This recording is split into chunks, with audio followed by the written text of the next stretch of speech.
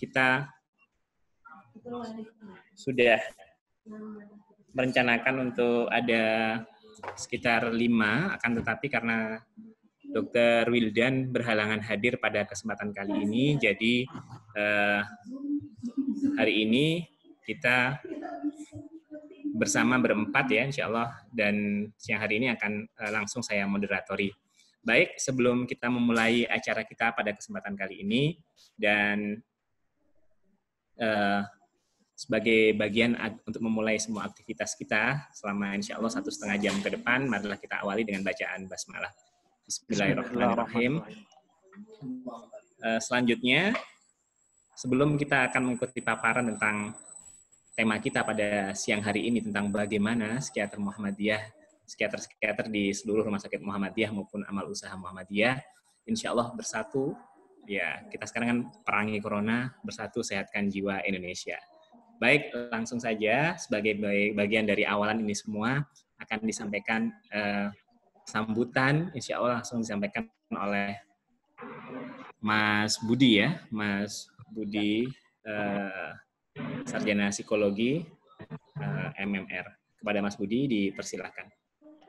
Baik, Assalamualaikum warahmatullahi wabarakatuh. Waalaikumsalam warahmatullahi wabarakatuh. Alhamdulillahirrabbilalamin, assalatu wassalamu ala asrofil anbiya'i wal mursalin wa ala alihi wa sahbihi ajma'in, amma ba'du.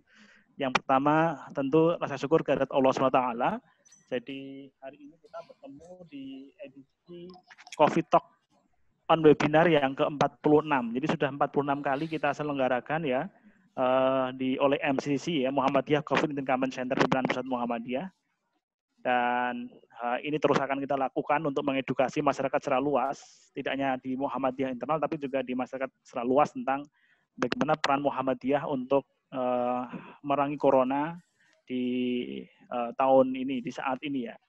Dan terima kasih kepada pertama Dr. Warih Andan Puspitosari, MSc, spesialis kedokteran jiwa, psikiater dari UMY atau PKO Gamping. Kemudian Dr. Meta Desviani, spesialis kedokteran jiwa dari Direktur RICJ Cempaka Putih. Kemudian Dr. Wildan yang sekiranya hadir tidak, akhirnya kemudian beliau harus ke pasien, jadi mohon maaf. Dr. Prasilia Darwin SPKJ, Direktur RSJ Klender, dan Dr. Widya Rosi Desvita SPKJ, beliau psikiater UAD. Nah, Bapak Ibu sekalian, saat ini saya diamanai sebagai koordinator Divisi Diseminasi Informasi dan Komunikasi MCC PP Muhammadiyah yang membidangi Coffee Talk ini. Yang membidangi Coffee Talk ini. Oke. Nah, kami berharap bahwa diskusi kita di hari ini nanti kita bisa banyak berdiskusi ya ke teman-teman sekalian, ke masyarakat luas, untuk kemudian hasilnya bisa kita diseminasi secara luas juga di sosial media Muhammadiyah. Jadi saat ini selain Coffee Talk ini via Zoom, juga kita live-kan di seluruh sosial media Muhammadiyah. Fanpage-nya Muhammadiyah, ada Facebook-nya Persyarikatan Muhammadiyah, ada TV-mu, ada macam-macam. Jadi semuanya. Jadi kalau yang tidak bisa masuk di Zoom ini, nanti Bapak Ibu bisa juga mengajak nonton di Facebook-nya, di YouTube-nya, di Instagram-nya Muhammadiyah, dan juga di Mukofit. Jadi live hari ini semua masyarakat akan melihat, mendengar apa yang Bapak Ibu sekalian sampaikan, dan harapannya mereka nanti mau menjadi bagian dari penggerak untuk terlibat dalam merangi corona. Saya kira demikian, Dr. Catur, terima kasih atas kehadiran para narasumber, dan juga sukses untuk moderatornya juga. Mas Catur, sahabat saya dimanapun berada. Nun wal qalami wa mayasturun, fastabiqul khairat. Assalamualaikum warahmatullahi wabarakatuh.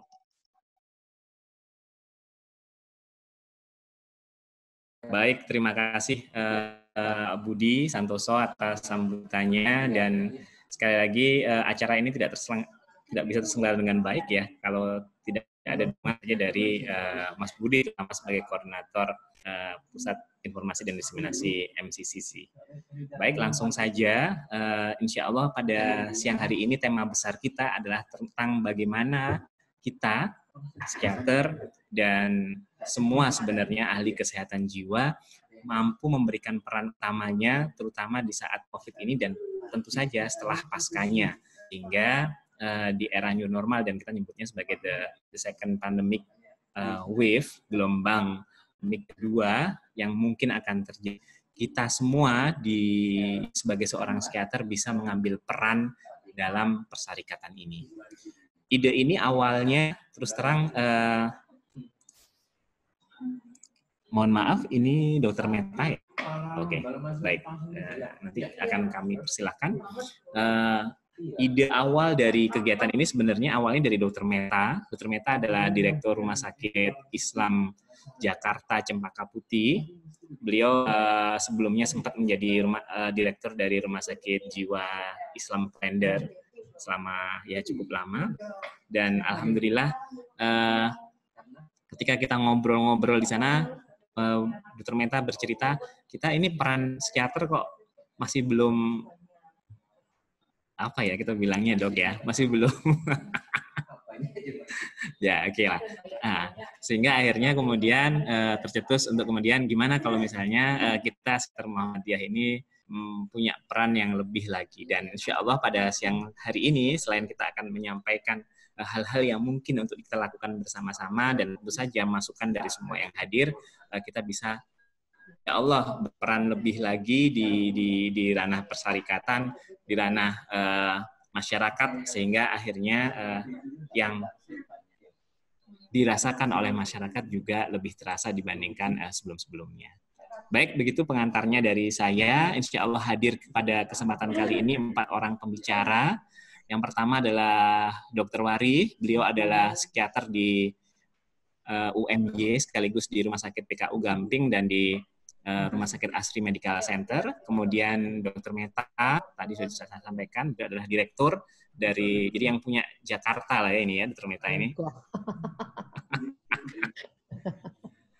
Yang ketiga ada Dr. Prasilia Darwin, beliau adalah Direktur RSJ Klender, ya, alhamdulillah beliau bersedia untuk juga hadir pada kesempatan kali ini. Dan yang ketiga Mbak Widya. Mbak Dia ini kemarin minta dikenalkannya bukan sebagai psikiater sebenarnya, tapi sebagai Direktur Catering Al-Buruj gitu ya.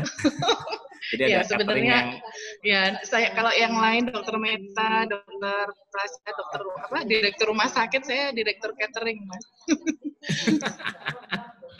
Tapi lebih tentram ya kayaknya jualan nasi Mbak. Ya tapi ini era tantangan ya, sama aja. Era tantangan ya, oke. Mbak.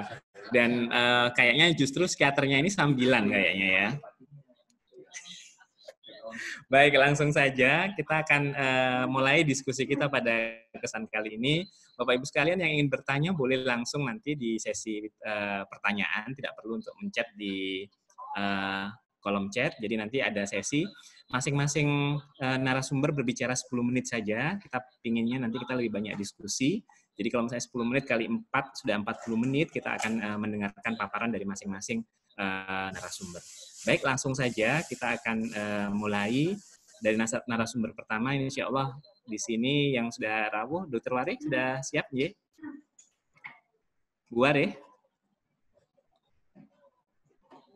Dokter, saya belum berhasil memasukkan PowerPoint. Mungkin kalau memungkinkan kalau saya kedua supaya siap. Oke, Bu Dr. Meta dulu bisa, Dok?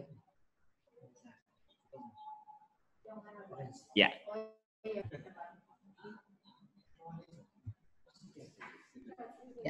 Assalamualaikum warahmatullahi wabarakatuh. Mungkin saya akan mencoba sedikit karena saya diberikan judul oleh Mas Catur ini yang rodo jelimet kalau nggak saya, tapi saya akan mencoba. Ya, mungkin nanti bisa karena ditambahkan. sampai sekarang ini psikiater Muhammadiyah yang jadi direktur cuma Dr. Meta, Dok, kayaknya, Dok. Ada Dr. Prasila. Oh iya. Okay. Ya, ada Dr. Prasila juga yang jadi direktur. Jadi mungkin ada hal-hal yang ingin saya sampaikan terkait dengan kebijakan-kebijakan ini. Saya coba share ya, Dok, ya. Saya sapa dulu. Assalamualaikum warahmatullahi wabarakatuh.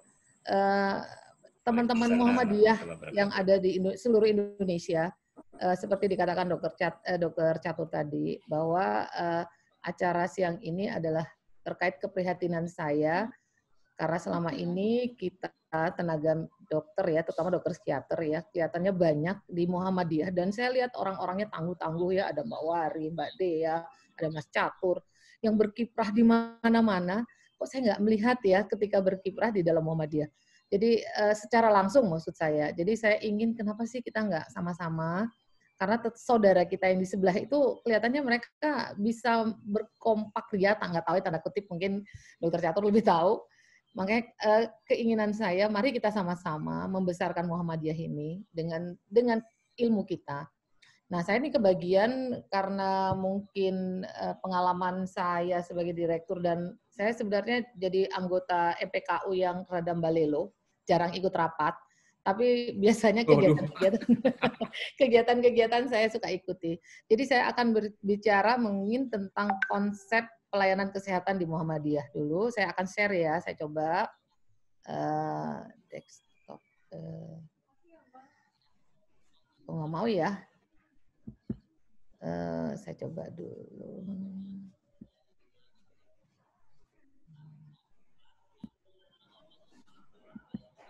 Bisa digeser ke tengah sedikit, Dok? Oke. Ya. Sudah kelihatan? Kelihatan, Dok. Tapi belum di-sharing ya. PowerPoint-nya. Oh, sudah saya sharing. Sudah keluar? Keluar? Belum. Sudah kelihatan. Sudah kelihatan. Ya, terima kasih. Ini ada Dr. Prasila nih. Ya, jadi saya mulai dengan peluang dan tantangan psikiater di amal usaha Muhammadiyah, birokrasi dan persyarikatan. Ini judulnya diberikan oleh Dr. Catur. Demikian berat saya sampai mikir apa ya yang saya mau tulis ya. Karena mungkin ini lebih banyak ke arah regulasi dan aturan-aturan yang ada. Tapi ya seperti saya katakan, saya mencoba untuk mempresentasikan sedikit saja 10 menit ya. Seperti sama-sama kita ketahui bahwa amal usaha Muhammadiyah itu berdiri karena filosofi dari Kiai Ahmad Dahlan tentang surat Al-Quran Al-Ma'un ya, dalam pendirian amal usaha Muhammadiyah, baik itu kesehatan, pendidikan, dan lain-lain. Yang intinya adalah membela kaum yang lemah dan du'afa, anak yatim, fakir miskin, yang harus dibela, disantuni, dan diberdayakan. Berdasarkan filosofi ini, Kiai Ahmad Dahlan mulai mendirikan PKO, yang namanya Penolong Kesengsaraan Umum, dengan mendirikan rumah miskin, rumah yatim, dan poliklinik. Nah, dalam perjalanannya, program dari Penolong Kesengsaraan Umum ini mulai membuat program-program seperti pembangunan kesejahteraan dan kesehatan masyarakat melalui yang saat ini ada adalah MPKU, MPKS, dan MPM. Ya. Kemudian dalam perjalanannya berkembang lagi, menjadi ada ditambah dengan lazismu yang seperti kita ketahui sekarang. Kemudian MDMC, ini mungkin di tempatnya Mas Catur nih, di Lamongan ya, Disaster Management ya, Muhammadiyah, Disaster Management, kalau di rumah sakit kami namanya DMC. Juga ada, Dok? Ada, Cempaka Putih namanya DMC, jadi Disaster Medical Center, kalau nggak salah saya. Komite. Ya, komite. Kemudian ada MPM atau Majelis Pembangunan Kesejahteraan ya, masyarakat. Kemudian ada MPE, Majelis Pembangunan Ekonomi, Pendidikan, dan lain-lainnya. Jadi kalau kita melihat sejarah berkembangnya Muhammadiyah itu sedikit-sedikit tapi pasti ya. Nah, MPKU sendiri yang membawahi kesehatan ya, termasuk kita yang bekerja di dalamnya itu berdasarkan amanat Muktamar Makassar tahun 2015 memberikan amanah pada MPKU untuk berkembangnya fungsi pembinaan kesehatan yang unggul dan bertata kelola baik serta berbasis PKU sehingga meningkatkan kualitas hidup masyarakat. Ya, seperti kita ketahui bahwa rumah sakit Muhammadiyah ini cukup banyak dengan tantangan sendiri-sendiri. Ini berdasarkan amanah Muktamar ingin disatukan menjadi satu branded ya, seperti holding company mungkin ya. Jadi orang di mana-mana begitu lihat, oh ini rumah sakitnya Muhammadiyah, oh ini punyanya Muhammadiyah. Nah, ini yang diinginkan oleh pimpinan PP Muhammadiyah. Kemudian program-program apa saja yang digelontorkan oleh amanah Muktamar itu adalah pertama meningkatkan sistem pengelolaan kesehatan yang mampu bersaing. Jadi artinya tata kelola dan pengelolaan secara sistem ya yang sama baik itu di Cempaka Putih sampai nanti mungkin di ujung barat Aceh, di ujung timur itu mempunyai tata kelola yang sama. Itu keinginannya. Kemudian mengembangkan jenis atau model pelayanan kesehatan yang baru di AUMKes. Ya, seperti kita ketahui, Aumkes ini punya kekhususan masing-masing. Mungkin di Jakarta beda dengan di Jogja, mungkin juga beda dengan di Jawa Timur. Nah, model-model pelayanan seperti apa sih yang dibutuhkan ketika ada di tempat-tempat yang masing-masing berbeda-beda itu? Itu yang ingin dimintakan, ya. Kemudian membangun jaringan pelayanan kesehatan di masyarakat, ya. Kita tahu bahwa Muhammadiyah itu tumbuh dari akar rumput. Jadi banyak amal usaha Muhammadiyah itu justru tumbuh dari masyarakat yang diserahkan ke Muhammadiyah. Jadi, tetapi ini biasanya sendiri-sendiri. Jadi, PP ingin itu menjadi sesuatu jejaring, sehingga kita akan semakin kuat, semakin kokoh, dan dengan berjejaring kita bisa maju bersama untuk mencapai tadi masyarakat Islam yang sebenarnya seperti titahnya Amanah Muktamar Makassar itu. Nah, kemudian meningkatkan kualitas SDI di Aumkes. Ya, kita tahu Aumkes kita cukup banyak, mungkin SDI-nya berbeda-beda. Mungkin di daerah-daerah atau di kota-kota besar, SDI-nya sudah cukup. Ya, kita bicaralah misalnya dokter. Dokter di rumah sakit di kota-kota besar tentu cukup. Tetapi bagaimana dengan dokter yang ada di rumah sakit kecil, yang di daerah-daerah mungkin terbatas. Nah, itu ya, inginnya mari kita sama-sama membangun sehingga ada pemerataan baik itu di tenaga kesehatan di seluruh Aumkes yang ada. Kemudian yang kelima adalah mengoptimalisasi standarisasi pelayanan kesehatan di Aum Kesehatan. Merupakan pelayanan unggul di setiap PKU dan rumah sakit. Jadi mungkin di rumah sakit tertentu punya pelayanan-pelayanan unggulan yang beda. Misalnya saya tahu di Lamongan itu ada pelayanan unggulan urologi, bedah laser kalau nggak salah saya ya. Mungkin di Gamping punya mungkin pelayanan unggulan cath lab ya. Di Rumah Sakit Jiwa Islam Klender, karena satu-satunya rumah sakit jiwa, tentu pelayanan unggulannya ya jiwa dan rehabilitasi psikososial. Mungkin di Cempaka Putih, karena sudah cukup lama, pelayanan unggulan misalnya kita punya tim HD yang cukup tangguh. Ya, tapi nanti kita akan berjejaring dan saling belajar. Nah, kira-kira seperti itu. Kemudian, MPKU sendiri, Majelis Pembina Kesehatan Umum itu pada saat ini di seluruh Indonesia kita sudah punya 107 rumah sakit ya yang terdiri dari tipe A, B dan C. Kebetulan ada 6 tipe A, di Jakarta ada 2 ya. Cempaka Putih ini tipe B, tipe A lagi. Tipe B salah, maaf. Ada 6 tipe B ya di Cempaka Putih, Pondokopi di Jakarta, kemudian di Lamongan tempatnya Dr. Catur, kemudian di PKU Jogja, kemudian ada di Solo, ya Salatiga, dan satu lagi di Surabaya, di Sidoarjo. Itu ada. Dan lain-lain adalah rumah sakit tipe C dan tipe D. Dan masih ada 27 rumah sakit lain yang masih dalam proses untuk pendirian rumah sakit, dan saat ini kita punya 228 klinik. Ya.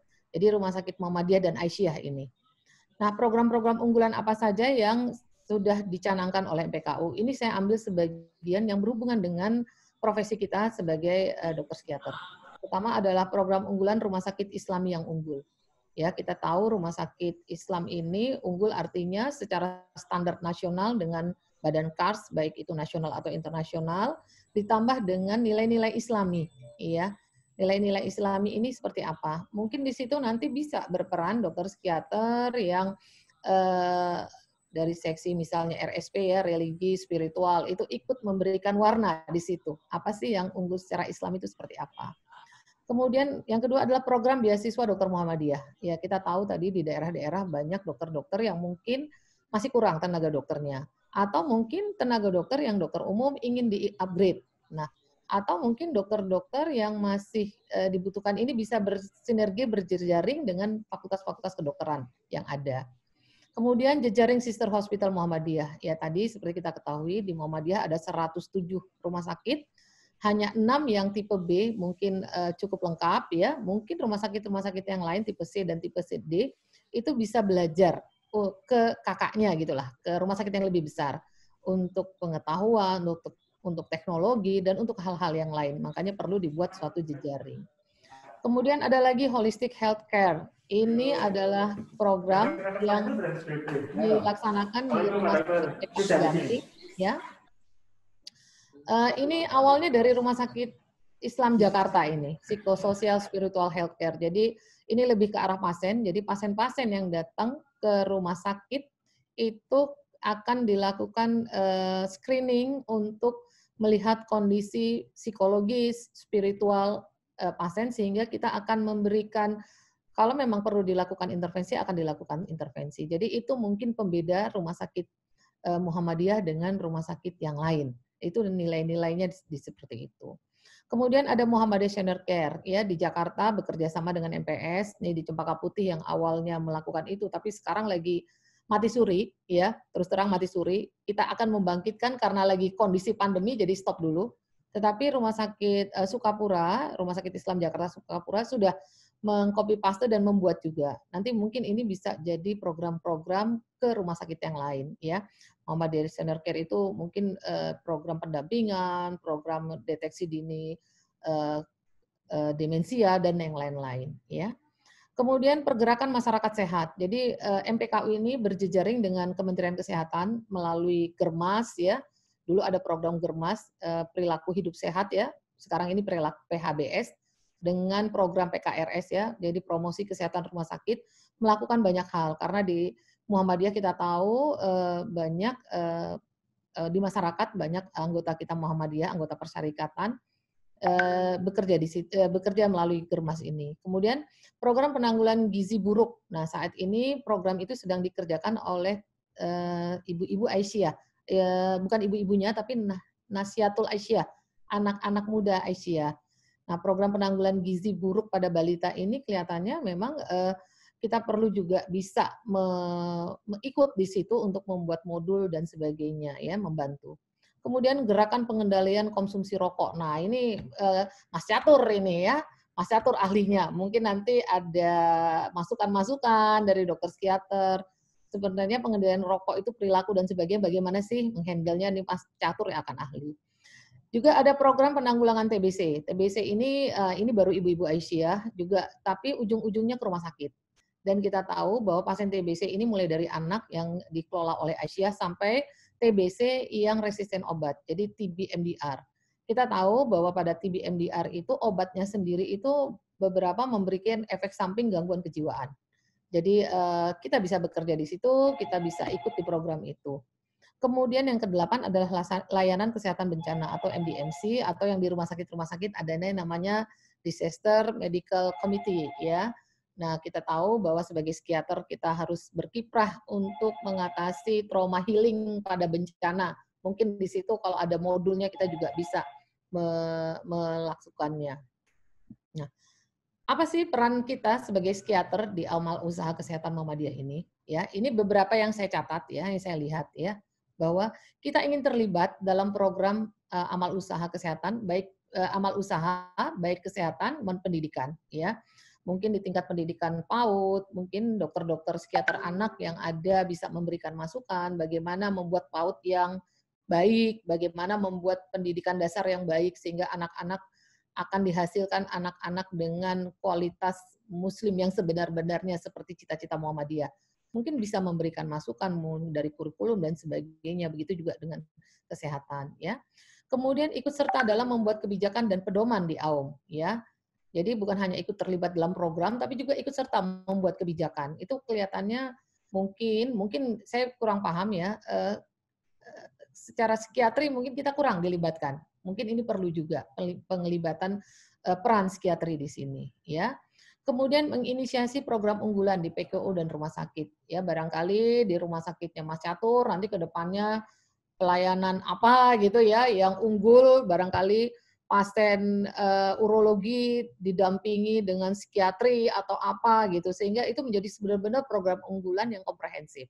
Nah, ini kenapa tidak kita menginisiasi atau kita membuat suatu bangsal geriatri atau apapun itu bisa dari kita psikiatri atau mungkin dengan anak, bikin poliklinik tumbuh kembang anak yang bernuansa Islami dan sebagainya, itu bisa diinisiasi oleh teman-teman psikiatri ya.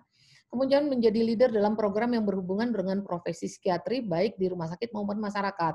Tadi saya sampaikan banyak yang sudah dilakukan di rumah sakit ya, misalnya tadi psikososial healthcare, kita bisa menjadi leadernya di situ.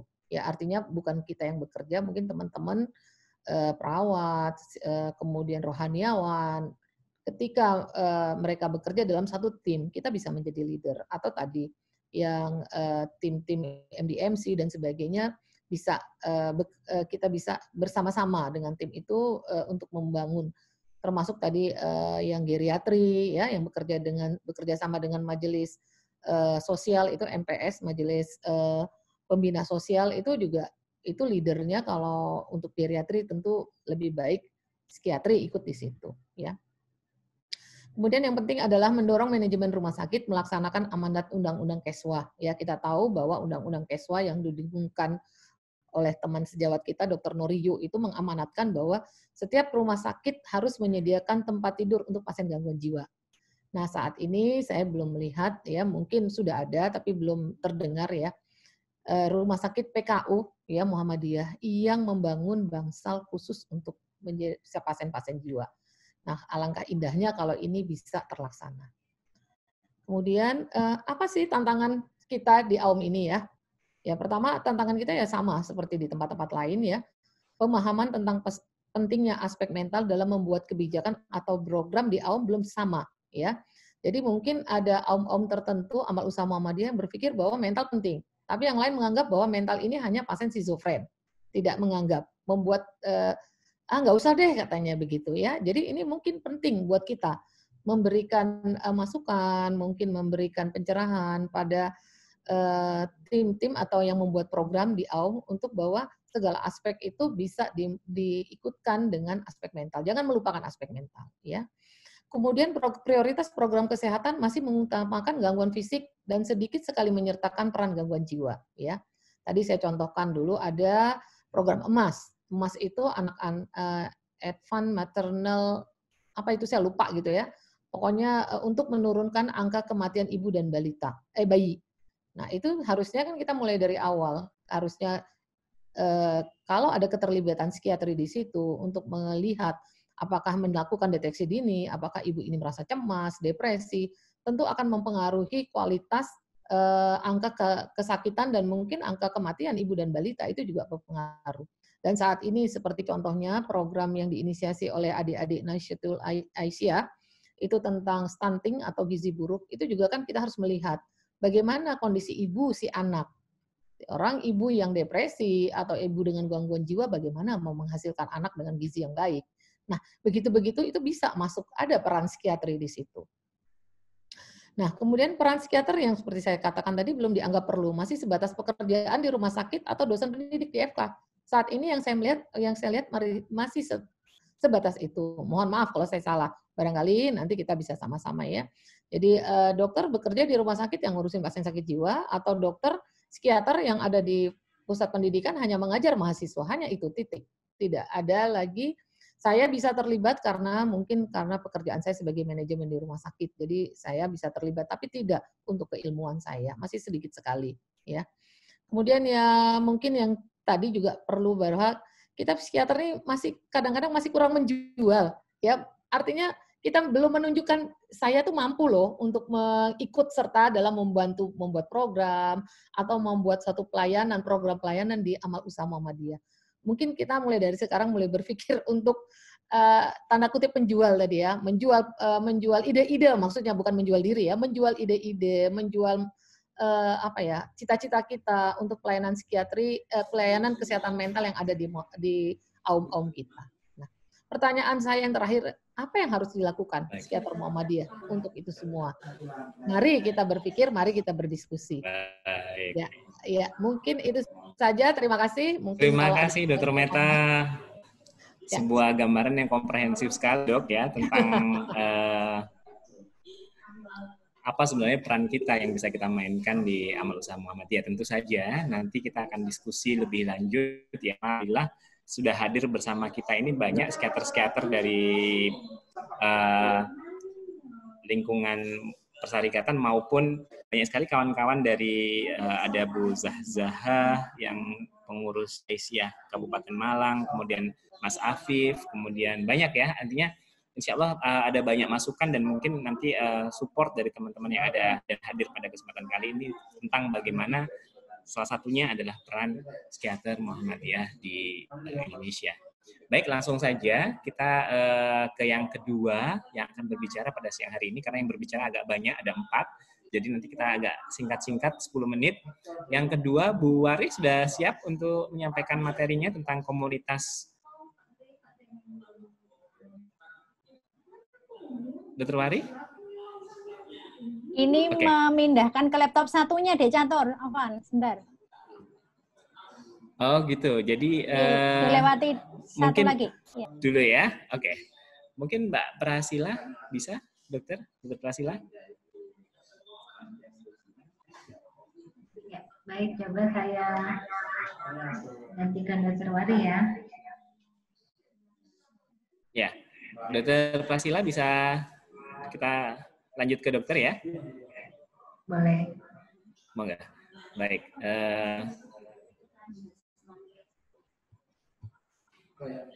Belum bisa share ya, Mas? Silakan dokter. Masih belum bisa share ya dari hostnya ya? Bisa minta tolong. Sudah saya multiple, silakan. Ya, boleh minta tolong izin memasukkan materi. Silakan dok. Tadi belum bisa. Sekarang sudah. Ya.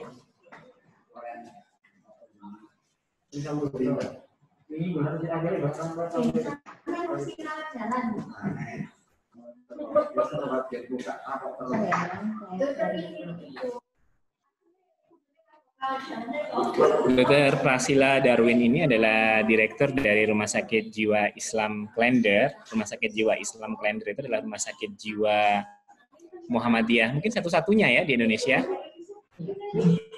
Ya, oke ya, langsung saja. Satu-satunya ya. Baik, langsung saja akan disampaikan oleh Dr. Prasila tentang Rumah Sakit Jiwa merupakan kebutuhan darurat umat. Monggo, dokter, silakan. Ya, baik, terima kasih. Assalamualaikum warahmatullahi wabarakatuh. Salam hormat buat seluruh senior. Dan saya junior nih.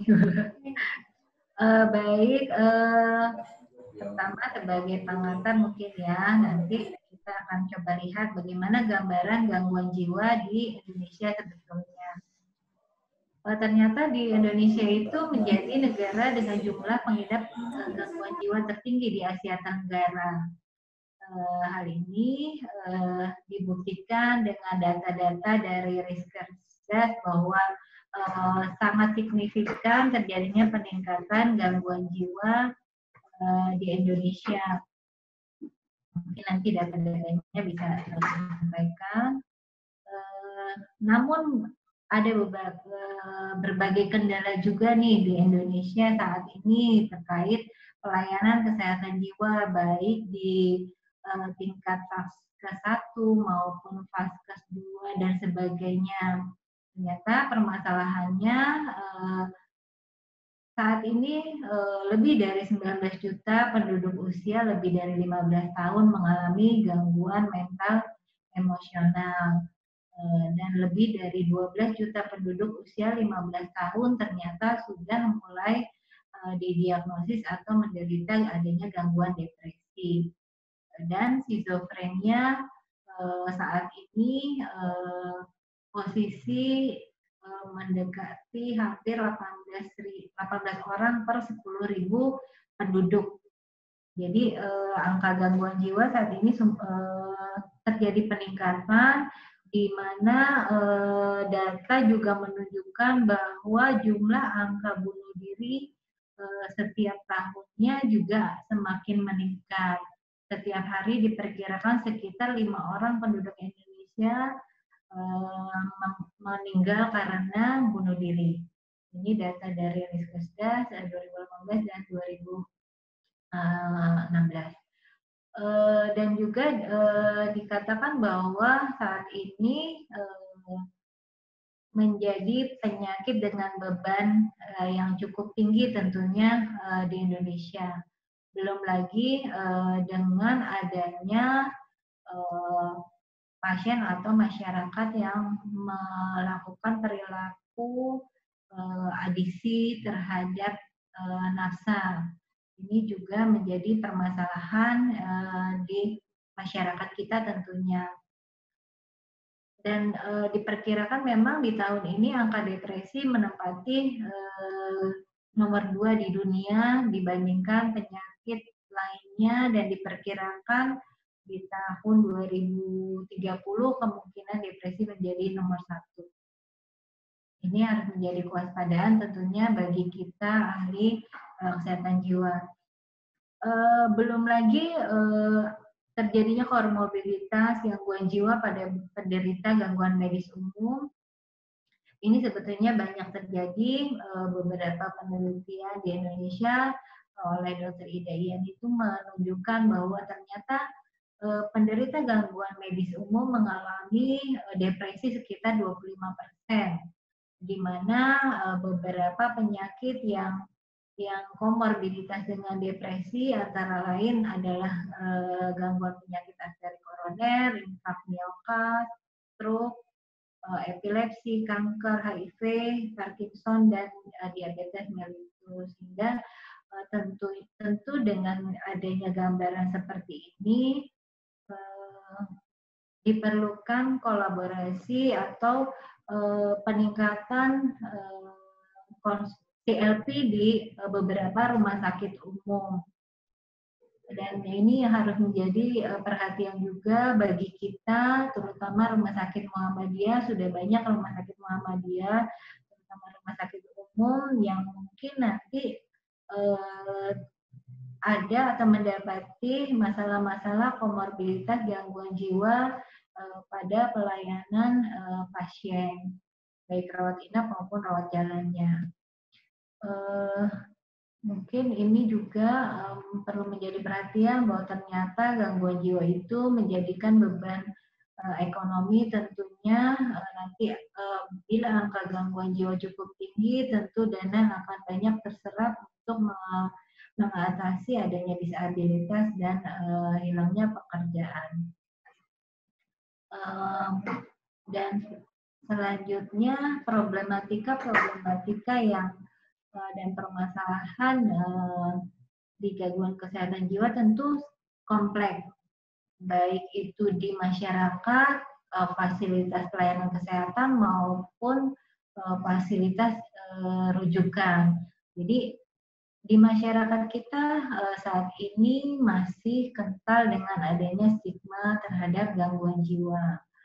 Belum lagi adanya diskriminasi terhadap penderita, dan adanya mungkin masih banyak kasus-kasus di daerah dengan adanya kasus pasung dan sebagainya, itu yang merupakan adalah suatu bentuk pelanggaran dari hak asasi manusia yang merupakan bagian dari masalah kesehatan jiwa. Ada juga kekhawatiran atau ketakutan dari masyarakat untuk mendatangi fasilitas pelayanan kesehatan.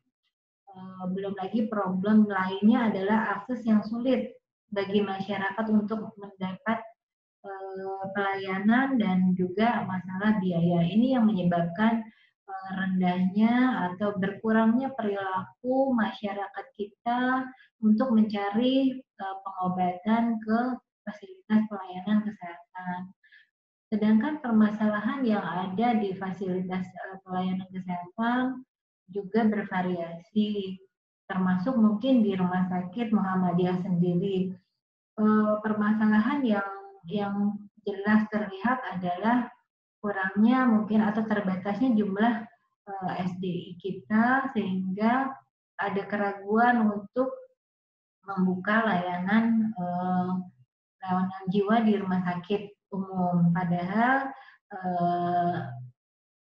mungkin dengan dibukanya layanan kesehatan jiwa di rumah sakit umum justru akan semakin mendekatkan masyarakat, dan juga mungkin akan bisa mengurangi rasa takut dan malu untuk mengunjungi rumah sakit ketika mengalami gangguan jiwa.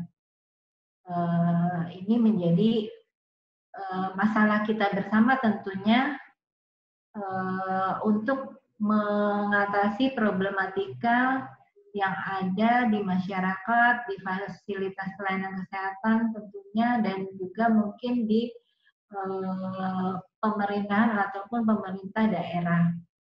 Belum lagi tradisi masyarakat kita di mana masih banyak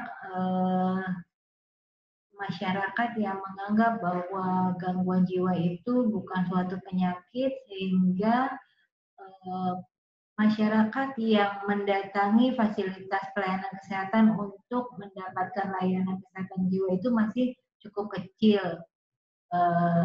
Ternyata treatment gap gangguan jiwa di Indonesia itu mencapai lebih dari 90%. Jadi hanya sekitar 10% dari gangguan jiwa yang mendapatkan pelayanan kesehatan jiwa.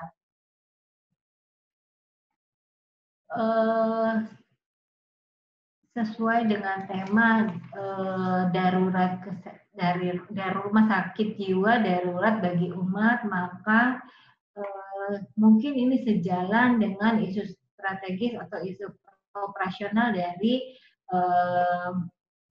Menteri Kesehatan, di mana ada target-target yang ingin dicapai oleh Kementerian Kesehatan untuk masyarakat Indonesia, yaitu antara lain menurunkan kematian dini akibat penyakit tidak menular, di mana gangguan jiwa masuk di dalam penyakit tidak menular, menurunkan angka kematian bunuh diri sepertiga dari angka bunuh diri yang ada saat ini, dan memperkuat pencegahan dan pengobatan penyalahgunaan zat, termasuk penyalahgunaan narkotik dan alkohol. Dr. Prasila, mohon maaf, bisa dipercepat 1 menit lagi, Dok? Oh iya, jadi kita banyak kebijakan strategis juga dari kesehatan jiwa yang perlu kita dukung untuk terwujudnya Indonesia sehat tentunya. Nah, ini juga kendala yaitu RSJ dan RSPO yang masih sedikit, terbatasnya tenaga kesehatan, dan belum lagi kondisi saat ini di mana kita dalam kondisi yang memungkinkan banyaknya stresor bagi masyarakat, tentu menyebabkan gangguan jiwa menjadi semakin meningkat. Nah, ini gimana peran Muhammadiyah di bidang kesehatan jiwa? Maka ini adalah suatu kondisi darurat dimana bagaimana kalau kita mencoba buka layanan kesehatan jiwa di beberapa rumah sakit umum milik Muhammadiyah yang tersebar di daerah, sehingga kita mendekatkan pelayanan kesehatan jiwa kepada masyarakat. Mungkin itu yang bisa saya sampaikan, Dr. Catur. Terima kasih, Dr. Prasila. Ya, kita sudah mendapatkan gambaran ya tentang betapa urgennya sebenarnya adanya layanan kesehatan jiwa, baik itu mungkin sebagai sebuah rumah sakit ya, Dok, atau mungkin sebagai sebuah layanan. Tadi Dr. Meta sendiri juga menyampaikan sampai saat ini bahkan belum ada rumah sakit Muhammadiyah yang membuka bangsal khusus jiwa ya, sampai saat ini belum ditemukan oleh Dr. Meta ya. Baik, langsung saja Dokter. Selanjutnya ini Dr. Wildan sepertinya sudah rawuh. Jadi mungkin sebelum Dr. Warik, Dr. Wildan boleh nyampaikan dulu ya, Dok? Iya, monggo. Oke. Baik. Oke. Monggo, Dr. Wildan akan menyampaikan materi beliau tentang bagaimana, apakah saya bantu dari sini atau? Oke. Dari Dr. Mas Budi, ya oke. Tentang memaksimalkan fungsi otak di era new reality. Kita tahu bahwa di Muhammadiyah kita tidak menyebut new normal ini sebagai new normal ya, tapi kita menyebutnya sebagai new reality ya, sebagai realitas baru begitu. Karena kita tahu realitas ini sebenarnya juga tidak normal betul-betul begitu. Baik, langsung saja kita sambung Dr. Wildan. Apa kabar, Dok? Baik. Bisa dengar, Dok? Bisa, Dokter? Oke. Oke, baik, Dr. Wildan ini saat ini sedang berpraktek di Rumah Sakit Muhammadiyah Bantul ya, dan kita tahu banyak sekali rekan-rekan di sini yang dulunya waktu kuliah sempat juga junior dari Dr. Wildan ini. Baik, langsung saja kepada Dr. Wildan kami persilakan untuk memaparkan materinya. Silakan, Dok. Terima kasih, Pak Moderator. Assalamualaikum warahmatullahi wabarakatuh. Waalaikumsalam. Segala puji bagi Allah SWT. Segala nikmatnya. Dan tak lupa salam salawat kita anturkan pada junjungan kita Nabi besar Muhammad SAW. Atas jasa beliau, maka sepertiga populasi pemudi dunia memeluk agama Islam kira-kira 7,5 miliar. Saya diberi tugas untuk memaksimalkan fungsi otak di era new reality. New reality menurut pemahaman saya mungkin dua krisis kesehatan sekaligus krisis ekonomi. Lanjut, slide berikutnya. Ini ucapan Livingstone, otaklah yang membuat manusia menjadi manusia. Tetapi bangsa Indonesia lebih menghargai hati, yang mananya simbolik perasaan, yang ada di dada, yang sebenarnya hati itu letaknya kalau secara anatomis di perut, sedangkan kepala kurang begitu dihargai. Sehingga jadi kita lebih jadi bangsa yang emosional, akibatnya kita memang hebat dalam sastra dan seni, tetapi lemah dalam ilmu pengetahuan dan teknologi. Jadi kita lupa. Kadang-kadang pepatah orang tua, hati boleh panas, kepala tetap dingin. Jadi karena mementingkan lupa bahwa sekolah baru bisa berjalan dipimpin oleh kepala sekolah, bukan hati sekolah. Puskesmas baru bisa jalan dipimpin oleh kepala puskesmas, bukan hati puskesmas. Hati itu kan carinya seneng kan. Jadi akibatnya apa? Kalau puskesmas dipimpin hati puskesmas jadi pusat kesenangan mas-mas, bukan pusat kesehatan masyarakat. Pusat kesenangan masyarakat. Oke. Agama dari bahasa Sanskerta agam. Kalau bahasa Inggris go, karena pohon bahasanya sama, Proto-Eropa, cuma cabangnya beda.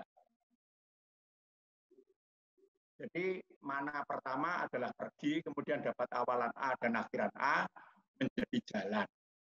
Jadi agama adalah jalan menuju Tuhan atau road to Allah. Nah, perintah kepada manusia lewat Nabi Muhammad adalah Iqra. Dan disampaikan waktu bulan Ramadan, di mana manusia agar mencegah jangan sampai menjadi homo abdominalis, perut, dan homo pelvicus, alat kelamin. Kemudian juga diharapkan tidak menjadi homo thoracalis, dalam arti emosi. Jadi orang Islam tidak boleh baper. Ya. Nah, mengendalikan rasa miskin, rasa dongkol, agar meningkat menjadi manusia otak atau homo cerebralis. Jadi perintah Iqra diharapkan kita mengembangkan religion thinking, barangkali bahasa agamanya adalah ulil albab atau ulul albab, yaitu manusia yang punya pemikiran yang mendalam. Melalui kitab suci, Tuhan melakukan pengajaran, transfer of knowledge, sekaligus pendidikan, transfer of value. Sebenarnya kita ketahui bersama, tujuan manusia diciptakan Allah itu adalah pertama menjadi khalifah di muka bumi, membangun bayangan surga di muka bumi, damai. Kita tahu bahwa para penghuni surga satu sama lain mengucapkan salam, damai dengan Allah, damai dengan diri sendiri, damai dengan sesama manusia, damai dengan lingkungan alam, dan senantiasa beribadah kepadanya. Kenapa? Lanjut. Manusia kok yang dijadikan khalifah? Kok bukan yang lain? Ini sebagai perbandingan. Pada zaman now, otak yang binatang yang paling besar di muka bumi adalah ikan paus. Berat badannya 20 ton atau 200 kilo. Tetapi ternyata berat otaknya hanya 2 kilo. Jadi kalau dibuat perbandingan antara berat otak dengan berat badan adalah 1:10.000. Bagaimana dengan kita? Berat badan kita rata-rata 60 kilo, berat otak 1,5 kilo. Jadi perbandingan berat otak dengan berat badan kita adalah 1:40. Dengan demikian, secara relatif, otak manusia 250 kali lebih besar daripada otak ikan paus. Jadi sangat powerful. Maka Tuhan, kenapa kita didhawuhi atau diperintah menjadi khalifah di muka bumi? Nah, bagaimana pandangan kesehatan? Manusia adalah makhluk bio-psikososio-spiritual. Dulu, bio-psikososio-sosial. Tetapi diakui bahwa terus berkembang, diakui bahwa manusia adalah makhluk spiritual. Jadi lalu, dari sudut pandang kesehatan, manusia adalah makhluk bio-psikososio-spiritual. Maka, yang dikatakan sayangnya, selama ini, katakanlah, yang mengajarkan agama, kita hanya diajari 2, sehat jasmani dan sehat rohani. Sehingga kita jadi separuh sehat. Mestinya 4, sehat jasmani, sehat nafsani, sehat rohani, dan sehat mujtama'i. Badan, jiwa, rohani atau spiritualitas, dan sosial kemasyarakatan. Namun, tren sekarang itu tidak hanya sekedar sehat, tetapi bugar atau fitness. Jadi diharapkan kita itu physical fitness, mental fitness, moral fitness, dan social fitness. Lanjut. Nah, bagaimana mensikapi dampak pandemi, krisis kesehatan, krisis ekonomi? Lanjut. Nah, tentu dalam menghadapi situasi krisis timbul rasa cemas atau rasa sedih. Siapakah manusia yang pertama kali merasa cemas dan sedih di muka bumi?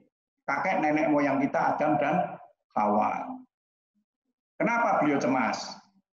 Karena sadar hidup di dunia ini penuh tantangan, penuh kesulitan, penuh ujian, penuh hambatan.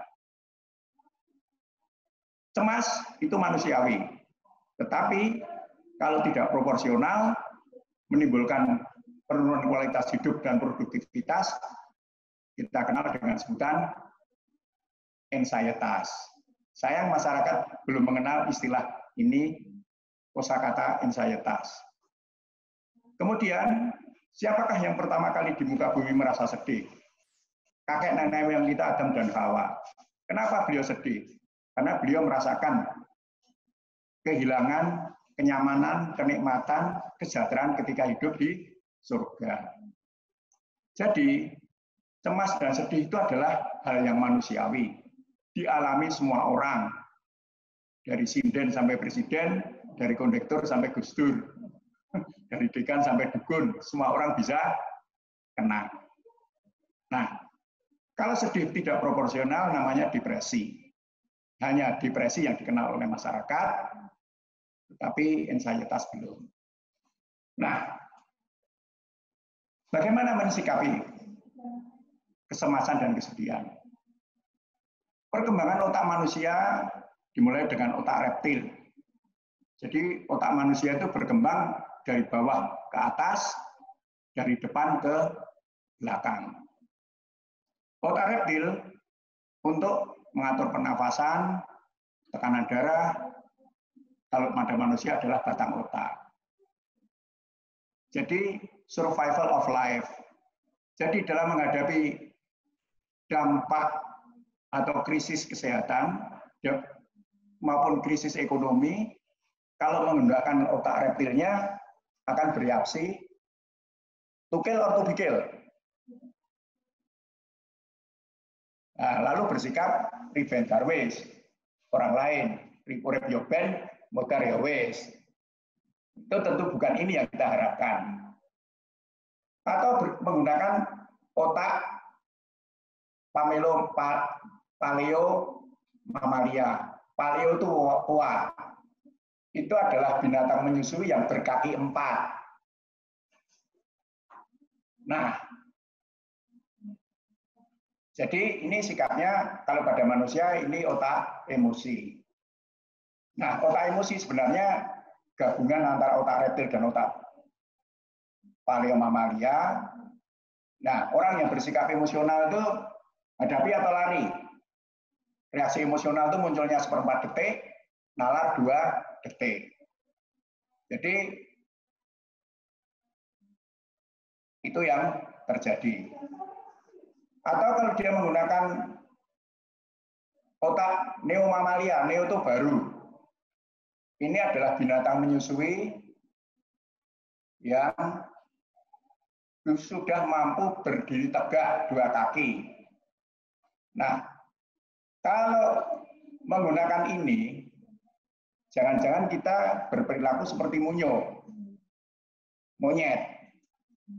Akalnya dipakai untuk ngakali maupun akal-akalan. Dalam kitab suci kisahnya umatnya Nabi Musa.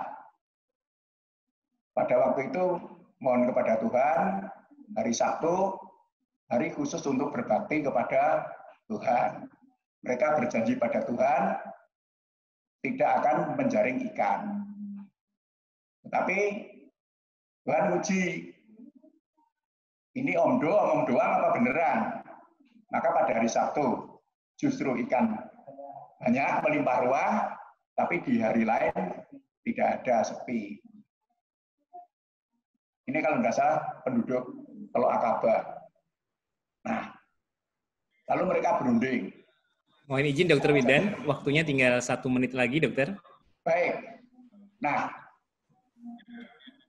kita diharapkan menggunakan otak kemanusiaan kita, yaitu prefrontal cortex, otak di balik jidat, yang fungsinya pengendali nilai, perencana masa depan, dan pengambilan keputusan.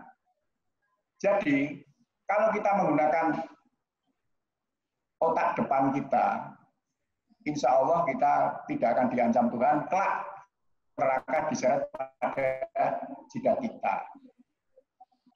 Ini true story, ada seorang pengusaha yang bercerita pada saya bahwa ketika tahun 1998 dia waktu krisis ekonomi bisnisnya tidak jalan. Dia bisnis kulit yang dijadikan tas, dompet dan seterusnya. Kalau dia mem-PHK, berarti ada 20 orang tidak makan. Satu pegawai kan 4 keluarga. Maka dia berhutang kepada saudara-saudaranya beras, kemudian melakukan sholat duha, terus berusaha sedapat mungkin jangan sampai mem-PHK. Ternyata Tuhan menolong dia, padahal teman-teman yang lain sudah berpindah bisnis. Tidak disangka, Dinas Perindustrian dan Perdagangan DIY, karena lainnya sudah alih usaha, maka permintaan impor dari Korea Selatan hanya dia yang bisa memenuhi, dan akhirnya apa? Utang dia bisa nutup dan dapat untung. Jadi berkat dia menggunakan prefrontal cortex-nya, dia tidak hanya adil, tetapi berlaku ihsan. Akhirnya doa orang bijak, ya Tuhan, berilah hamba keberanian untuk mengubah apa-apa yang masih bisa diubah, berilah hamba kemampuan untuk menerima apa-apa yang tidak bisa diubah lagi, dan berilah hamba kebijaksanaan untuk mampu membedakan apa yang masih bisa diubah dan yang tidak. Demikian Pak Moderator, LKMD lebih dan kurangnya mohon dimaafkan. Wassalamualaikum warahmatullahi wabarakatuh.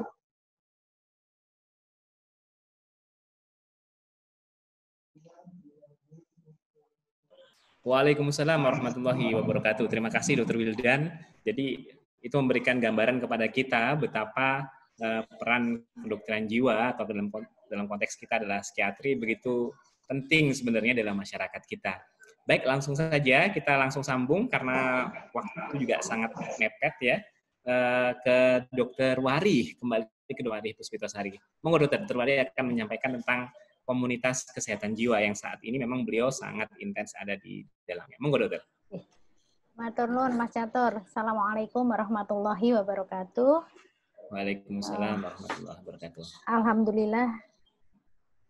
Puji syukur kita panjatkan kehadirat Allah ya. Siang ini ternyata Allah memberikan banyak karunia dan barokah itu sehingga saya bisa bertemu dengan para senior-senior saya ini ya, Mbak Meta, Mbak Prisilia, ya, dan ada adik saya yang hebat-hebat, Dr. Catur dan Dr. Dea. Mudah-mudahan keberkahan diskusi kita hari ini akan terasa semakin memberkahi lingkungan kita. Sholawat dan salam semoga senantiasa terlimpah kepada junjungan kita Nabi besar Muhammad SAW, seluruh keluarga dan pengikut setianya hingga akhir zaman. Kalau tadi Dr. Meta dan Dr. Prasila dan Dr. Wildan yang serius-serius ya, saya jatahnya yang santai-santai saja. Karena saya isinya hanya cerita, jadi mungkin cerita bagaimana menggerakkan komunitas kesehatan jiwa ya. Saya itu ingat ketika kita itu melihat bagaimana masyarakat mensikapi gangguan jiwa, itu kan kadang-kadang terus jadi pesimis ya. Contoh sederhana aja kalau di kampung-kampung, kalau ada orang mondok di rumah sakit karena penyakit fisik, pulang itu pasti habis taklim itu tilek gitu ya. Jadi kalau dari masjid 1 50 orang, dari musola yang 1 40 orang itu gerudukan nengok gitu. Tapi coba kalau ada gangguan jiwa yang pulang dari rumah sakit itu, dari hal yang sederhana aja kita itu jadi pesimis. Ya enggak sih masyarakat itu bisa diajak bergerak gitu ya untuk kemudian mendukung penderita gangguan jiwa ini gitu. Tapi saya selalu diingatkan ya, ada seseorang yang sangat penting dalam hidup saya itu yang selalu mengingatkan. Ingat ya, Mi, orang baik itu lebih banyak daripada orang yang enggak baik gitu ya. Sehingga Allah tuh sediakan orang baik itu banyak di masyarakat. Tinggal kalau dia belum bergerak, bisa jadi karena belum tahu ya, bisa jadi karena nggak tahu harus lewat mana gitu, sehingga disitulah kita cari orang-orang baik itu untuk kemudian kita bersama-sama bergerak. Nah, saya mencoba share screen, mudah-mudahan lancar ya, karena ini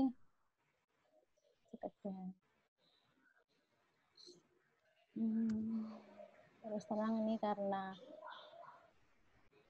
memakai laptop yang tidak biasanya, jadi agak kelihatannya kok agak terkendala ya, Dek Catur ya.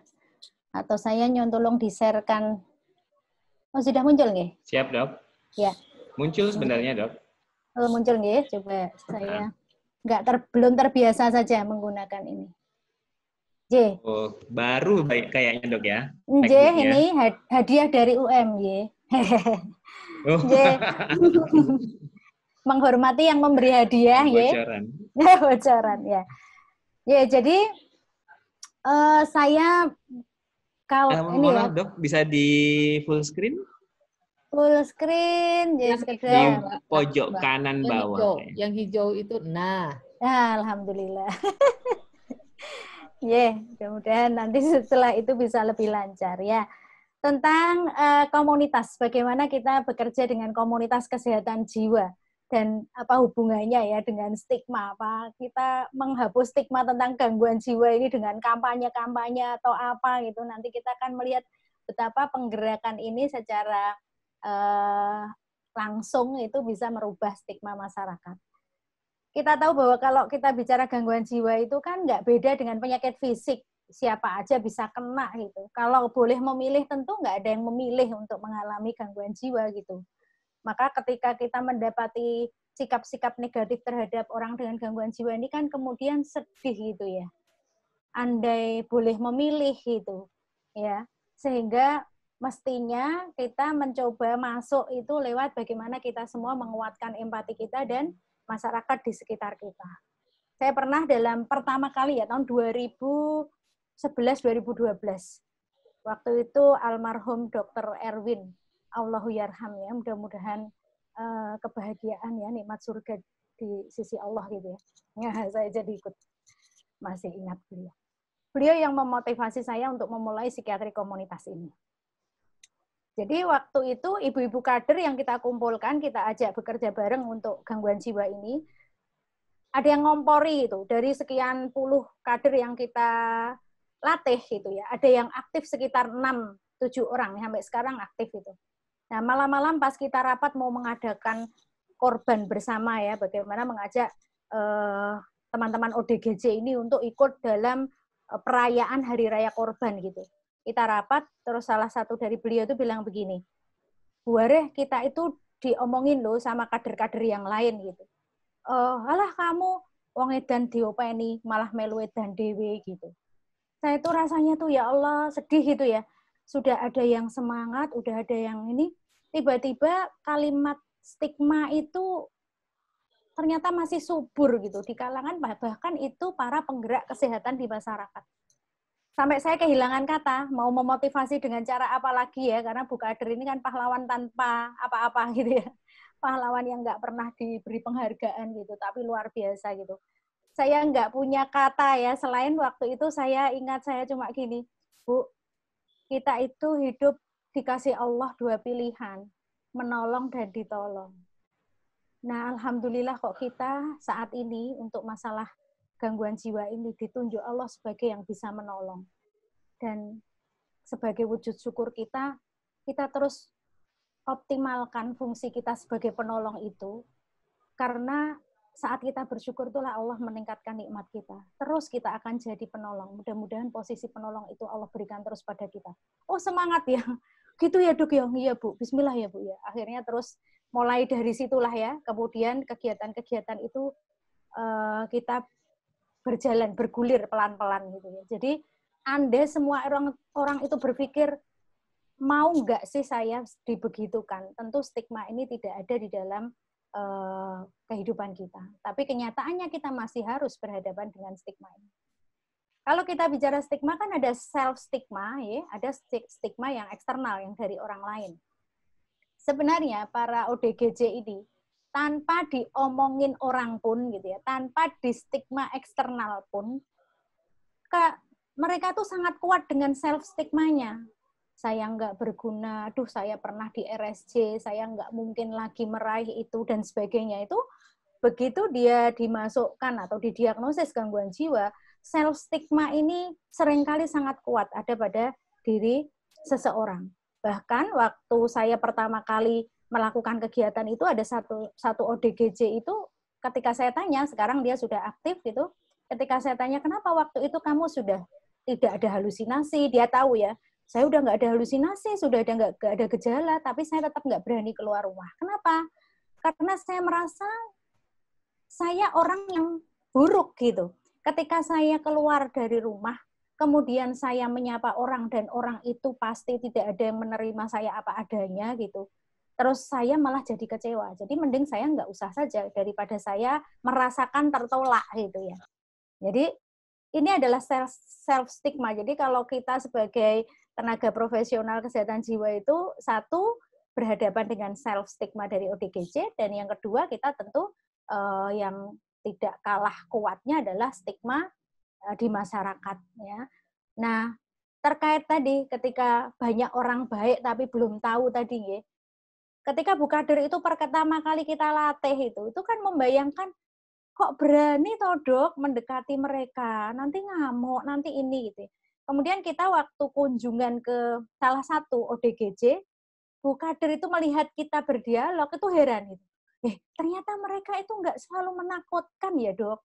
Ternyata mereka itu bisa komunikasi dengan baik ketika kita baik.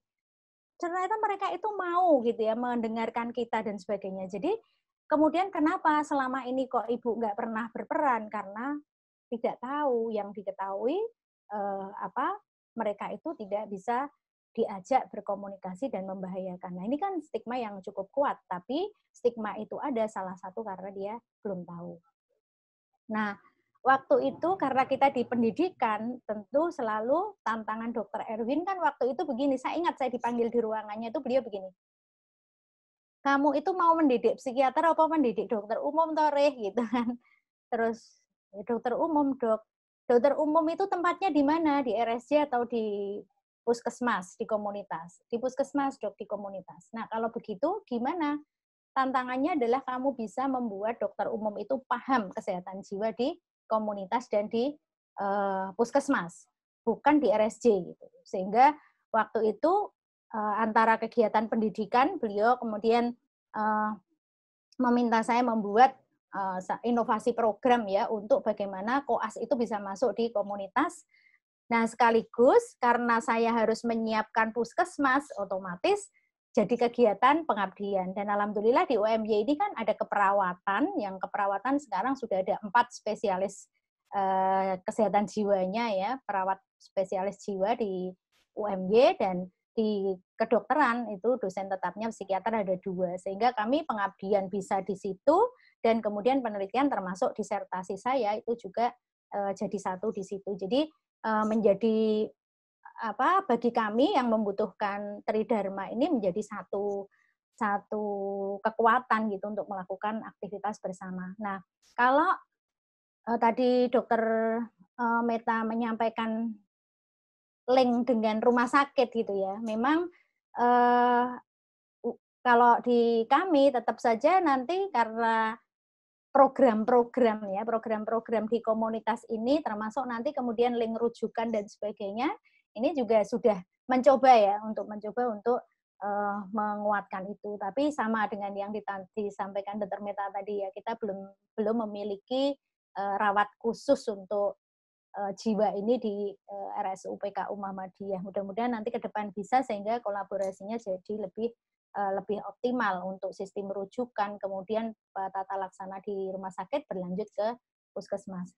Nah, berbagai kegiatan itu kami mulai. Ini 2012 kami mendapatkan dana Dekti, kemudian ya tadi karena ada dana untuk pembelajaran koas dan sebagainya, kami menguatkan sistem di komunitas ya, mengedukasi masyarakat, mengedukasi keluarga ya. Koas itu sampai ya ketika kunjungan rumah itu pasien yang sama sekali belum pernah mau ketemu orang itu kemudian bisa diajak ya dan sebagainya, sampai kemudian kita kumpulkan. Mereka belajar keterampilan yang akhirnya kami paham bahwa istilah kami proyek gagal ya.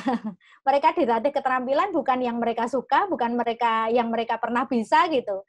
Tapi yang manfaatnya adalah mereka berkumpul, mereka bertemu, mereka berinteraksi ya, dan dari situ tadi self stigma itu ternyata sangat terbongkar gitu. Oh ternyata Bu Kader mau ngajak ngomong saya, ternyata ada Bu Dokter, ternyata ada Bu Lurah gitu. Jadi mereka juga kemudian menyadari bahwa tidak semua orang seperti yang mereka pikirkan ya. Kemudian sama-sama berkebalikan juga.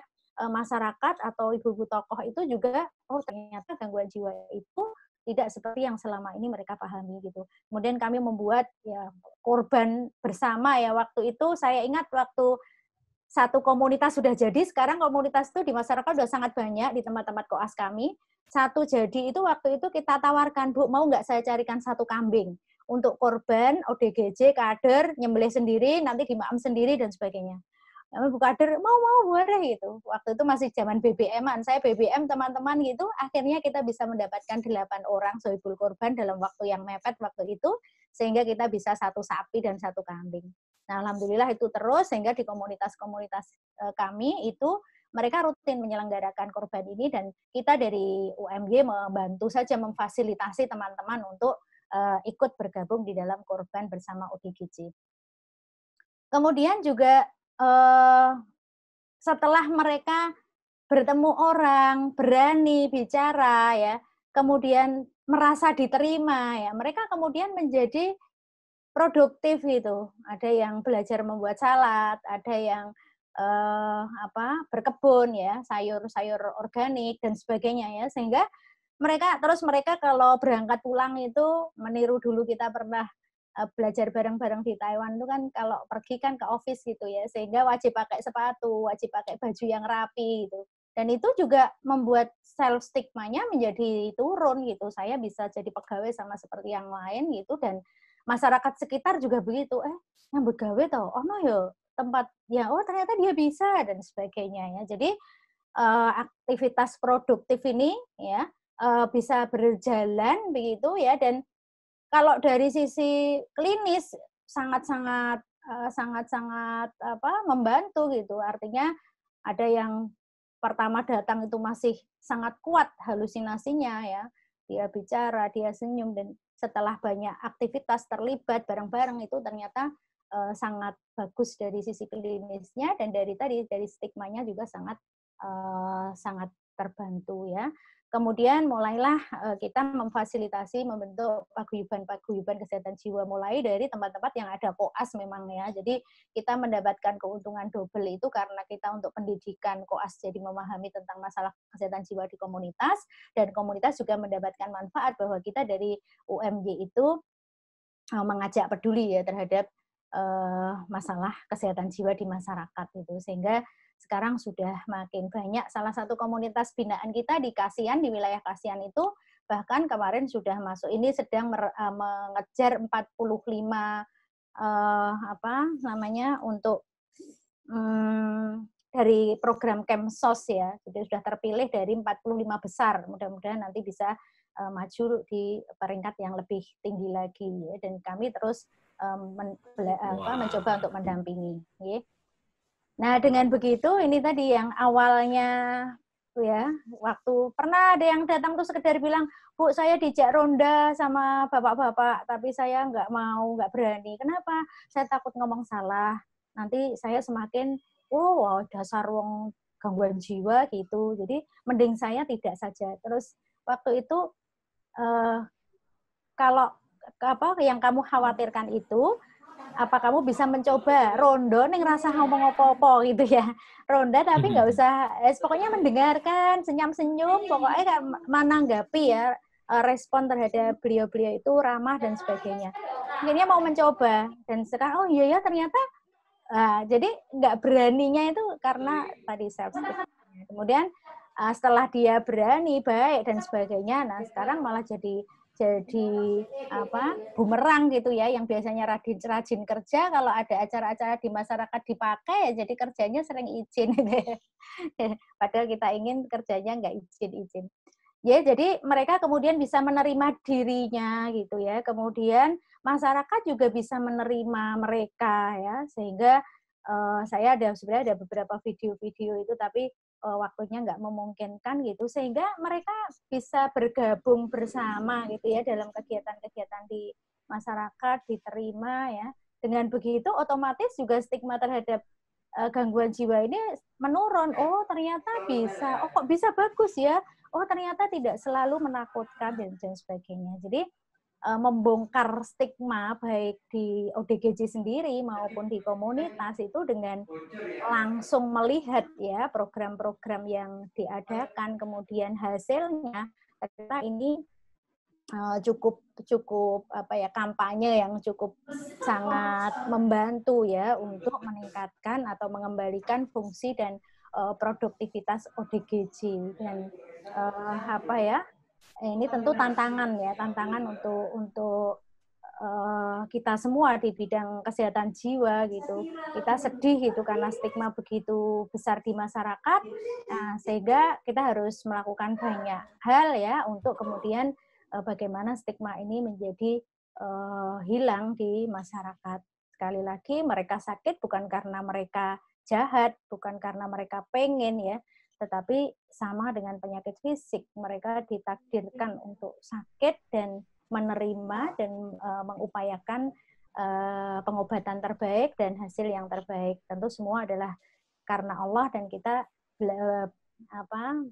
mencoba mencari celah-celah saluran itu ya. Siapa tahu dalam keberkahan hidup mereka itu kita pun ikut merasakan keberkahannya. Saya kira itu Dokter Catur ya, sekali lagi Dr. Wari, nggak ilmiah sekali. Ini cerita. Justru ini kayaknya yang menginspirasi kita semua, semoga ya. Jadi lengkap rasanya, tadi Dr. Meta sudah memberikan gambaran tentang sebuah sistemnya, terus kemudian Dr. Prasila memberikan gambaran tentang bagaimana gambaran rumah sakit jiwa dan fakta kebutuhannya hari ini, dan kemudian Dr. Wildan juga memberikan gambaran kepada kita tentang bagaimana pentingnya otak manusia sebagai sebuah landasan awal kesehatan jiwa itu ada. Dan Dr. Waris sekarang menunjukkan bahwa komunitas ketika itu terhandle, bahkan kemudian bisa kalau bisa dibilang sudah menjadi sebuah social entrepreneurship ya, karena ada pekerjaan di sana, dan kemudian ada apa ya, pergantian identitas profesi. Jadi yang semula mereka tidak sebagai orang yang tidak ada, istilahnya nggak tahu ini fungsinya sebagai apa, tapi mereka punya profesi baru dan seterusnya. Ketika itu ternyata ada perubahan besar. Nah, Bapak Ibu sekalian, kurang lengkap rasanya kalau kita masih belum bisa melihat sebenarnya apa sih pentingnya kita berjejaring di Muhammadiyah, dan kemudian kalau kasarannya bisa nggak sih menghasilkan duit gitu, meskipun sekali lagi dalam konteks Muhammadiyah kita tahu kata nasihat dari Kiai Haji Ahmad Dahlan, hidup-hidupilah Muhammadiyah begitu, bukan cari hidup di Muhammadiyah. Tapi materi berikutnya ini untuk memberikan gambaran ke kita bahwa berjejaring itu memiliki fungsi yang sangat luar biasa. Dan langsung saja tidak berpanjang lebar karena sudah hampir 2:30, akan disampaikan materi dari Mbak Dea, Dr. Dea. Dr. Dea ini adalah psikiater di Universitas Ahmad Dahlan, dan sebenarnya profesi utamanya adalah pemilik catering begitu ya, pemilik catering Al-Buruj di Jogja yang sudah sangat famous gitu ya, sangat terkenal. Langsung saja ya. Langsung monggo Dr. Dea untuk menyampaikan materinya. Ya, saya ini sudah share, sudah kelihatan belum ya? Sudah kelihatan? Sepertinya belum. Oh, mungkin punya Dr. Wari harus ditutup dulu. Share screen dari Dr. Wari ya. Ditutup dulu, iya. Oh, monggo. Maaf, bentar. Oke. Sudah kelihatan belum, Mas Yatur? Iya. Kelihatan. Kita punya tidak banyak waktu ya, Dok. Mungkin 5 menit baik. Cukup ya. Ya. Oke, siap. Untung saya buat slide-nya sedikit. Baik, Assalamualaikum warahmatullahi wabarakatuh. Selamat siang Bapak Ibu, ya para senior dan teman sejawat juga teman-teman semuanya. Kalau tadi saya diberi tema tentang bagaimana mengubah jejaring menjadi bernilai uang ya. Di sini saya membuat judul bagaimana mengoptimalkan jejaring dan memperluas kemanfaatan. Ya, tulisan di slide saya tidak banyak. Jadi ya kita sudah tahu bahwa Persyarikatan Muhammadiyah ini berdiri sejak 1912, dan Muhammadiyah ini sebagai wujud solusi dalam setiap kondisi.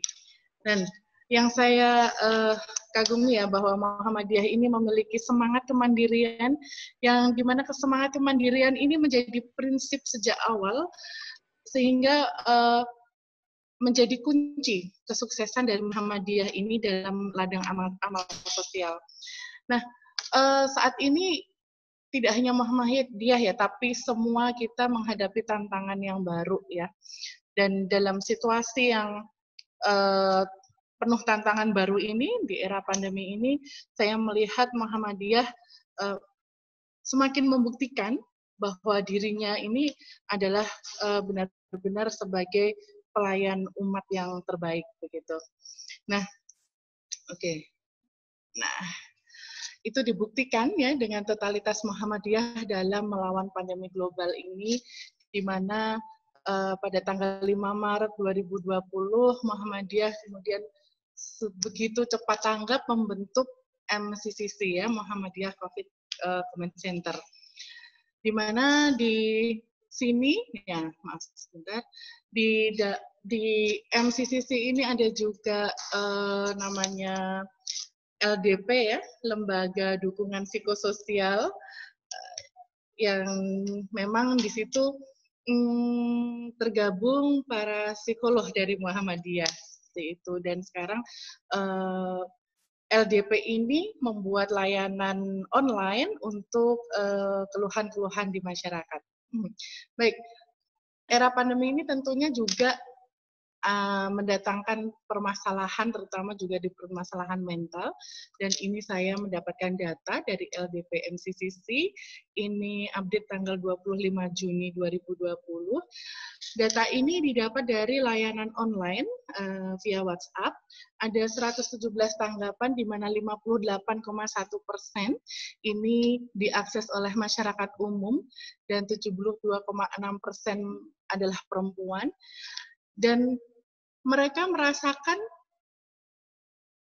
sebanyak 32,5% adalah rasa takut dan khawatir, dan 15,4% adalah merasa cemas. Nah, disinilah kita perlu, nah ini ya, saya membuat, crop poster ini. Kalau tadi Dokter Meta menyampaikan, mungkin kita yang kurang promosi nih, psikiater-psikiaternya ya, sehingga psikiater ini hanya maksudnya bukan gini, orang melihat bahwa oh ya psikiater itu ya nanti kita temukan di layanan kesehatan begitu aja gitu. Nah, ini sudah saatnya bahwa kita psikiater Muhammadiyah bersatu untuk menyehatkan jiwa Indonesia, dan tentu saja kita akan berkolaborasi dengan psikolog-psikolog dari Muhammadiyah, karena kolaborasi kita tentunya sangat diperlukan. Ya, kalau tadi kita mau bicara jejaring ya, Muhammadiyah ini kan punya banyak organisasi otonom ya, ada Aisyah, Pemuda Muhammadiyah, Nasyatul Aisyah, IPM, IMM, Bapak Suci, dan Hizbul Waton. Nah, sebenarnya organisasi-organisasi otonom ini sangat-sangat bisa menggunakan kami loh, ya. Menggunakan kami para psikiater ini gitu. Jadi saya rasa sudah banyak ya psikiater yang sebenarnya terjun gitu. Cuman mungkin kita ini kurang bersatu lah gitu ya. Makanya kita dari seksi religi psikiatri, religi spiritual psikiatri ini berusaha mendata nih nanti. Siapa aja sih psikiater Muhammadiyah di Indonesia ini, sehingga kita bisa lebih solid gitu. Nah, saya yakin sih ya banyak psikiater yang sebenarnya sudah turun ke lini-lini di bawah juga ya. Kalau Bu Wareh memang ini sudah begitu terkenal ya. Kalau saya sendiri memang saya melakukan promosi gitu ya, promosi kesehatan jiwa mulai dari ranting Aisyah dan lain sebagainya. Cuman karena mungkin kita ini terpisah-pisah gitu ya, belum disatukan. Ya ini loh persatuan psikiater-psikiater dari Muhammadiyah gitu. Nah sebenarnya satu slide ini yang paling penting untuk saya sampaikan. Saya kira bisa kurang dari 5 menit ini Dokter Catur. Ya jadi yang paling penting adalah optimalisasi peran dari masing-masing unit atau profesi untuk berkolaborasi menjadi tim kesehatan jiwa muslim dari lintasan sektoral di organisasi Muhammadiyah. Dan tadi betul Dokter Meta, saya rasa promosi diri kita sebagai profesi psikiater ini mungkin yang masih kurang. Karena apa? Ini juga dipengaruhi stigma kita justru di masyarakat. Orang kalau dibilang ke psikiater gimana sih ya, masih banyak masyarakat yang kok sama psikiater sih, saya kan nggak gangguan jiwa gitu ya. Nah ini yang menjadi tantangan kita juga sebagai psikiater di Muhammadiyah ini, bahwa kita perlu lebih promosi diri kita, bahwa kita itu juga bersama-sama dengan psikolog untuk ini sebagai tim kesehatan jiwa muslim. Nah, di era pandemi ini sebenarnya ada peluang yang sangat bagus yang bisa kita manfaatkan, karena era pandemi ini siapa sih yang nggak pakai medsos gitu ya? Semua pakai medsos. Nah, ini adalah satu promosi yang sangat bagus, dan ya contohnya Dokter Catur ya, Dokter Catur ini hampir setiap hari online loh, ya. Luar biasa. Nah ini kita memanfaatkan peluang di era pandemi ini melalui medsos untuk memperkenalkan profesi kita, seperti itu. Dan ini slide terakhir, ya sudah slide terakhir. Saya mengutip dari Ketua Umum PP Muhammadiyah, Bapak Haidar Nasir, sungguh mulia tugas para dokter, tenaga medis, dan para pihak yang bertugas menangani wabah COVID-19 dimanapun berada. Inilah bukti solidaritas sosial yang nyata. Mari segenap warga bangsa tumbuhkan sense of crisis serta panggilan hati untuk rela peduli dan berbagi sebagai wujud budi luhur selaras sabda Nabi Muhammad SAW. Dan barang siapa meringankan penderitaan orang lain, maka Allah akan meringankan penderitaannya di dunia dan akhirat. Baik, ya. Ya, ini baik, sudah slide terakhir, Mas Era, ya, karena waktunya baik, sudah habis ya. Jadi saya cepat-cepat sekali ya. Siap. Nih, matur nuwun Mbak Dea. Insya Allah nanti kita bisa lanjutkan sedikit di tanya jawab. Langsung saja, karena ini sudah waktunya udah lebih sebenarnya, udah jam 14.30, tapi ada mungkin sedikit waktu ya. Mungkin ada 1-2 komentar dari yang sudah hadir dalam kesempatan kali ini. Monggo untuk bisa menyampaikan, silakan. Ada yang ingin menyampaikan sesuatu? Mungkin dari yang komentar di sini, Dr. Eni Kusumawati dari RSJ Klaten yang juga rawuh pada kesempatan kali ini. Dr. Eni? Kenapa masak? Karena nggak ada yang masak. Dr. Eni masih ada di situ, Dok?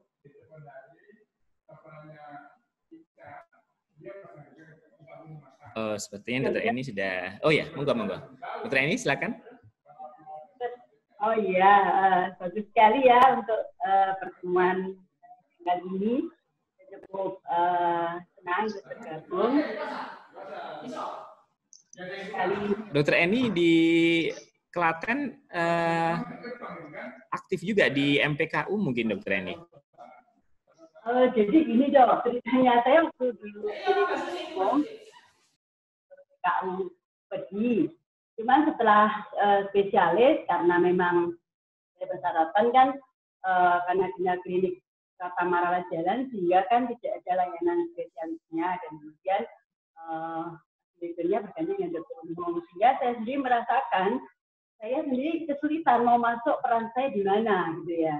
Jadi saya senang sekali kalau ada tadi kayak satu komunitas psikiater Muhammadiyah, saya gimana ya cara masuknya, memang sudah ada, saya tertarik sekali. Jadi saya merasa ini saya kok belum berkontribusi banyak ya di Muhammadiyah setelah malah jadi spesialis. Dan mungkin ini menjadi PR saya untuk bisa bergabung dengan lewat apa. Saya sendiri merasa di daerah saya malah kan tidak berperan gitu loh, sulit, karena memang tadi saya juga tulis di chatnya ya, memang mungkin teman-teman di MPKU sendiri belum paham itu, sehingga mau bergabung, kami mau seperti apa, masuknya lewat mana, mungkin terkendala secara keorganisasian aja Dok. Nah, mungkin ini menjadi pencerahan buat saya, jadi ada bisa bergabung di psikiatri Muhammadiyah, mungkin nanti saya bisa sedikit menyumbangkan apa ya peran saya yang bisa saya sumbangkan di situ. Karena terkesan memang tadi disampaikan oleh Dr. Meta, bagaimana promosi kita. Kalau memang psikiaternya itu praktek rumah sakit Muhammadiyah atau di PKU itu mungkin bisa, tapi bagi kami yang tidak praktek di situ mungkin gimana ya bisa masuk di situ gitu ya, mungkin nanti kita bisa bergabung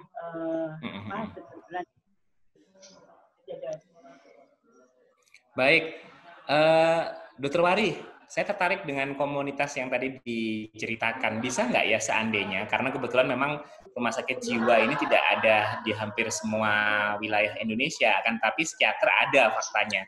Apakah memungkinkan jika komunitas semacam yang sudah dibangun oleh Dr. Wari itu bisa kita copy paste gitu ya, kita duplikasi, dan kemudian nanti untuk bisa misalnya di Klaten akan bikin seperti itu, terus kemudian di Jakarta tentu saja, dan di manapun kita berada kita bisa copy-paste, menduplikasi komunitas Dr. Wari. Gitu.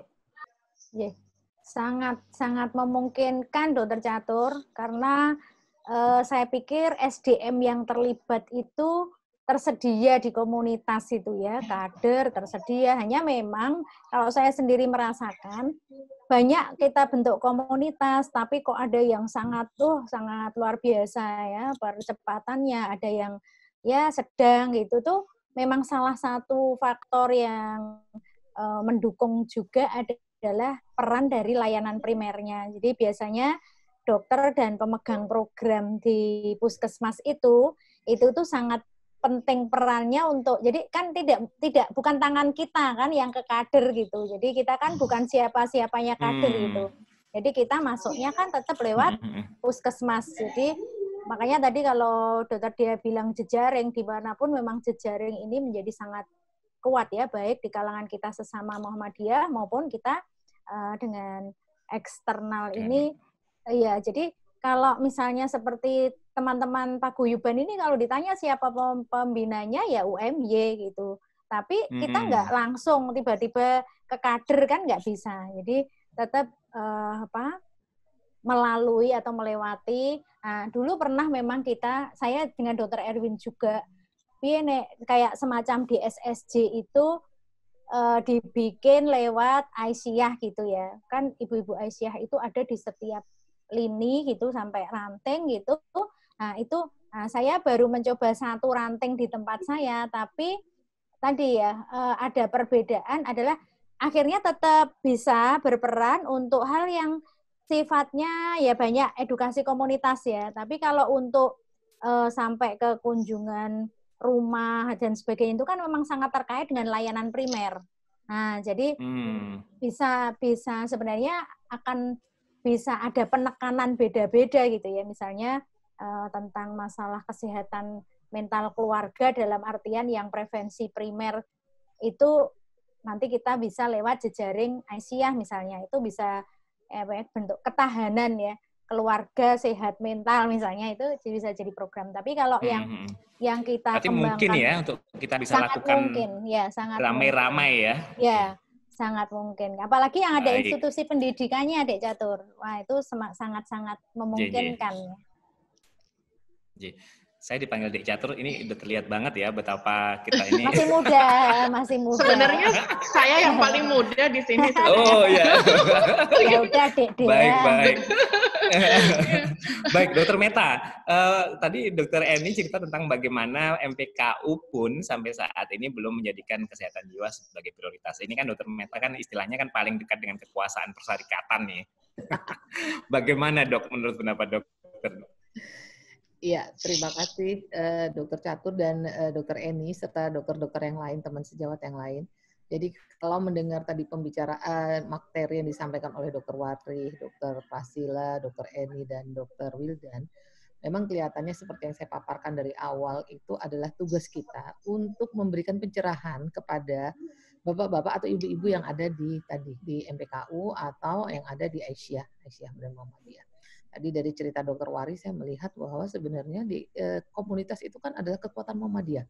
Grassroots itu kan kekuatan Muhammadiyah. Jadi banyak sebenarnya yang bisa kita lakukan. Mungkin kita tinggal mensinergikan program-program yang dipunyai oleh kita sebagai dokter psikiater mungkin ya, untuk menginisiasi pada teman-teman di MPKU yang dalam hal ini juga membawahi klinik-klinik. Nanti kita tawarkan, tapi tentunya tidak bisa hanya menyampaikan, harus ada modulnya mungkin Dokter Catur ya. Jadi mungkin yang di klinik dan di rumah sakit juga agak bingung. Sepertinya waktu itu, misalnya Dokter, materi S3-nya Dokter Wari terkait ini juga ya, kalau tidak salah, modul untuk psikoedukasi. Iya. Ya ada Mas. Ya mungkin nanti modulnya Dokter Wari yang kita tawarkan ke bapak-bapak di MPKU. Kebetulan Ketua MPKU saat ini Pak Agus Samsudin yang juga Ketua MCC itu adalah ketuanya karyawannya Dokter Meta. Ya, Ketua BPH rumah sakit kita. Jadi ya memang mungkin kita bisa berkolaborasi. Kemudian di sekjennya MPKU juga Direktur Keuangan di Cempaka Putih ya. Nanti pelan-pelan nanti kita bisa sampaikan program-program kita. Tapi intinya ketika mereka ingin meng-launching suatu program seperti program ketahanan keluarga itu ada tersedia di MPKU. Mungkin kitanya yang belum input dan menawarkan diri bahwa kami bisa ikut.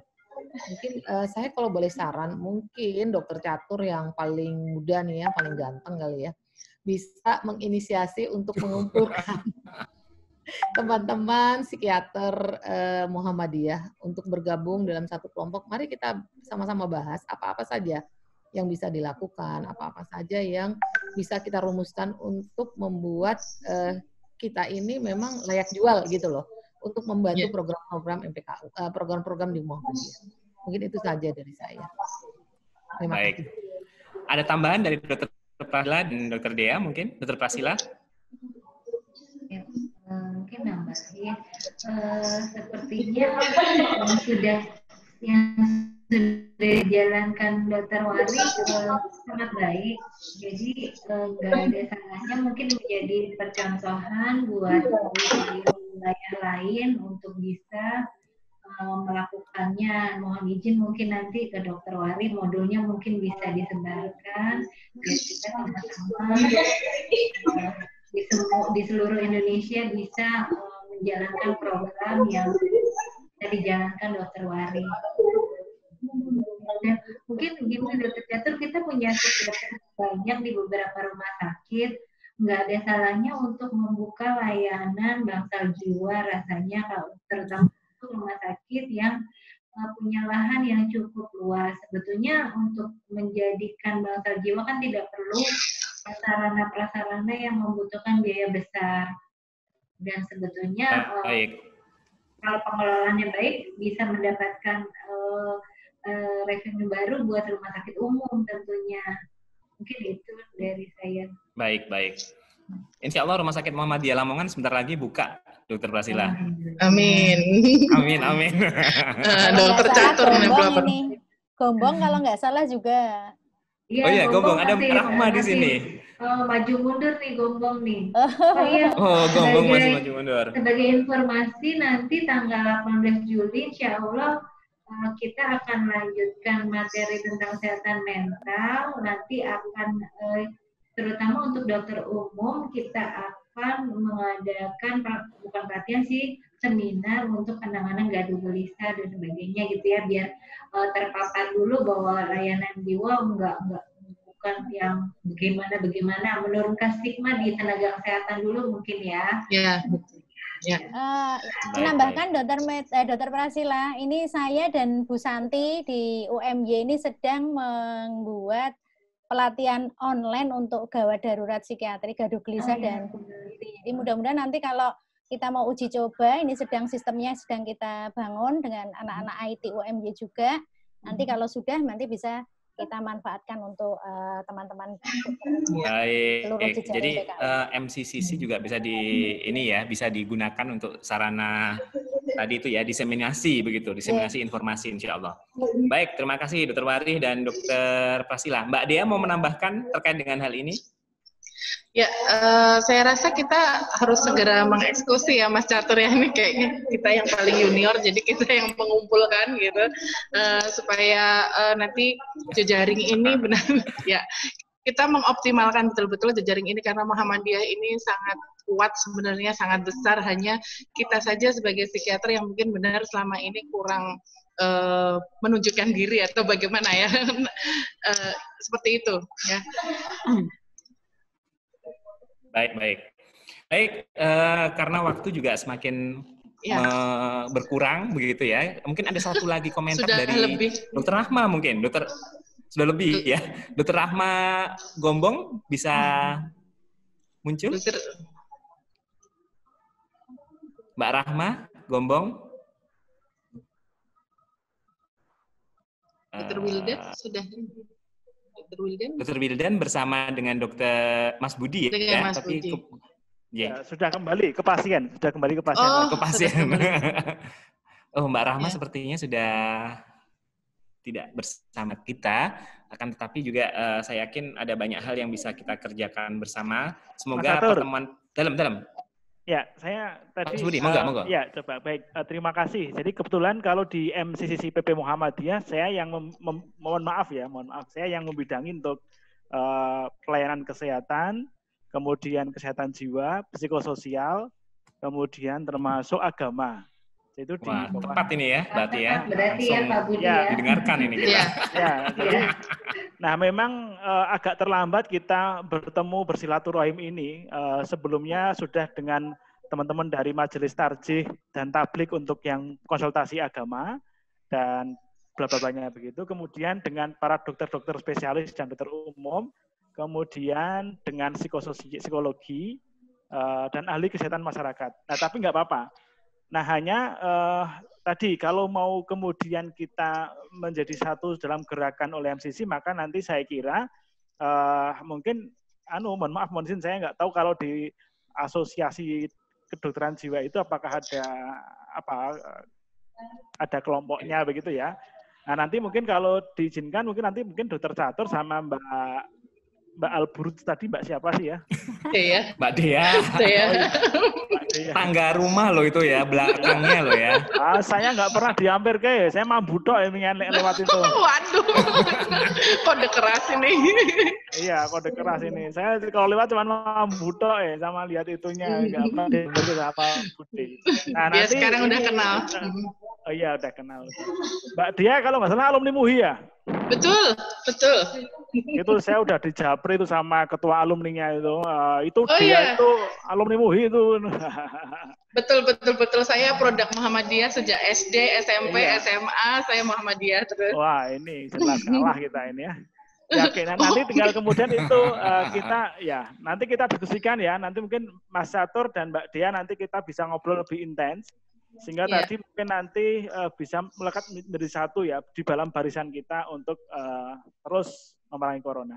Saya kira demikian dan nanti kita diskusi intens agar di bagian terintegrasi di MCCPP. Nun. Terima kasih Mas Budi. Baik, karena waktu juga yang rasanya sudah lewat ya, karena kita targetnya 2:30 selesai, karena berikutnya ini insya Allah juga ada pertemuan lagi.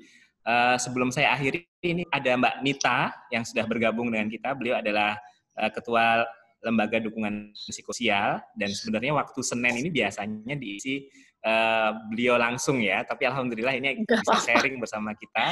Mau menyampaikan terkait dengan LDP, Mbak, yang selama ini sudah dikerjakan, dan biar teman-teman juga paham, karena kan kita istilahnya kan nggak sayang kalau nggak kenal begitu. Ngomong Mbak Dia, Mbak Nita. Baik, terima kasih Dokter Catur atas kesempatannya. Mohon izin Pak Budi. Assalamualaikum para senior dokter psikiater. Kalau dengan Dokter Wari, insya Allah sudah familiar karena budenya anak-anak.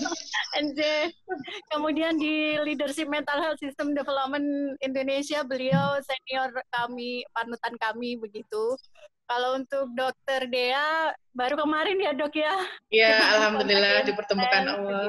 Alhamdulillah. Jadi kalau untuk layanan dukungan psikososial ini memang kemarin baru terpikirkan untuk konsultasi psikologi saja. Tetapi sebetulnya untuk tema-tema hari Senin yang COVID Talk ini sudah berkaitan juga dengan kesehatan jiwa, karena beberapa waktu yang lalu itu juga kami sudah berapa kali mengundang selain psikiater, itu juga ada survivor, kemudian ada Dokter Ida juga salah satunya yang kami libatkan untuk berbicara sebagai narasumber, misalnya seperti itu. Dokter Catur juga pernah, kemudian ada beberapa yang lainnya. Jadi saya rasa sebetulnya kalau psikologi dan psikiatri itu rasanya dua hal yang tidak bisa dipisahkan. Karena fisik dan psikis itu adalah satu kesatuan gitu. Saya rasa saya sangat senang sekali jika nanti psikiatri juga bergabung untuk kita bisa sama-sama merengkuh masyarakat untuk bisa meningkatkan kesehatan jiwa masyarakat. Nanti perkara apakah akan misalnya dijadikan satu dengan wadah LDP atau layanan dukungan psikososial dengan formasi baru begitu ya Dokter Catur. Karena kan ternyata kita ini akan diformat untuk sampai Desember. Saya baru tahu tadi dari Pak Budi begitu. Wow, gitu kan ya Dok ya. Iya, jadi masih ada 6 bulan ke depan. Atau apakah akan dijadikan satu pada bidang kesehatan? Karena sebetulnya secara fisik kan juga bisa masuk ke link kesehatan. Selama ini yang masih menjadi dokter-dokter yang membantu di layanan kesehatan, kalau saya tidak salah, itu baru dokter umum dan spesialis saja. Saya agak meralat sedikit Dokter Dea karena ternyata di situ belum ada psikiater yang bergabung. Jadi saya rasa chance-nya itu bisa ke sana atau bisa jadi satu dengan layanan dukungan psikososial.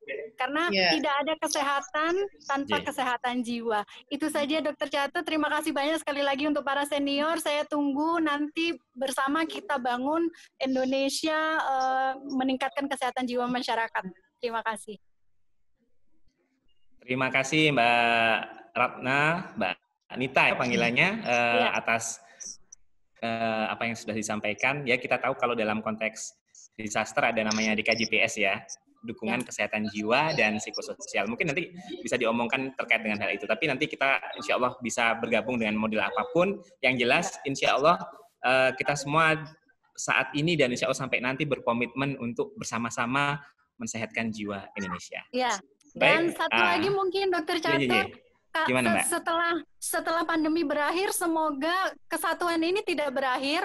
Mungkin kita bisa request kepada Pak Budi supaya nanti di MTCC atau apapun wadahnya, mungkin misalnya di MDMC begitu, bahwa ada layanan yang di situ ada psikolog dan psikiater dan kita masih tetap membantu masyarakat walaupun pandemi ini berakhir. Saya rasa begitu.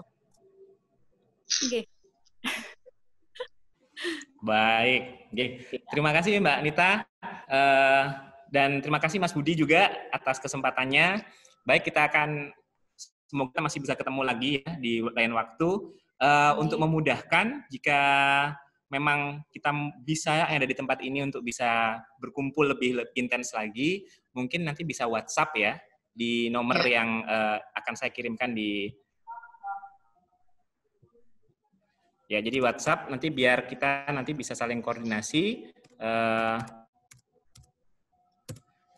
Itu nomor WhatsApp saya, jadi mohon kalau ada yang saya masih belum bisa berkenalan, belum bisa mengontak, bisa menyambung melalui WhatsApp itu. Semoga nanti melalui itu kita bisa berkumpul dan lebih intens lagi untuk berbicara tentang bagaimana yang bisa kita kerjakan di masa yang akan datang.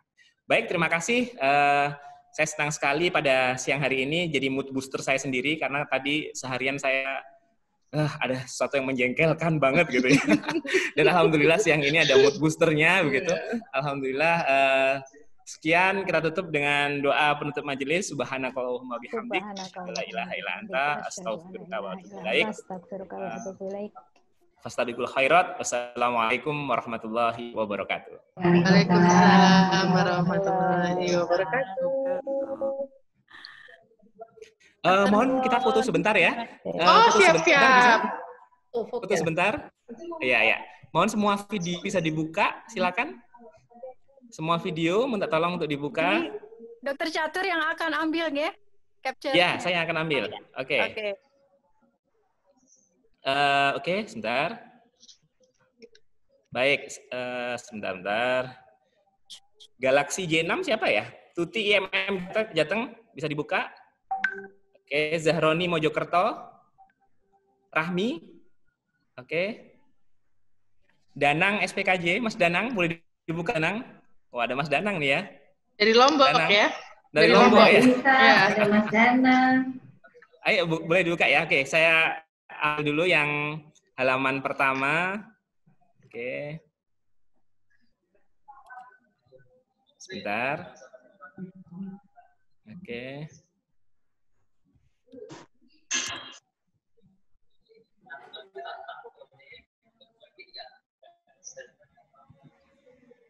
Baik, sekarang yang halaman kedua, senyum. 1. Ini Mbak Nita ada di semua halaman ya? Oh gitu. 1, 2. Oke, sebentar.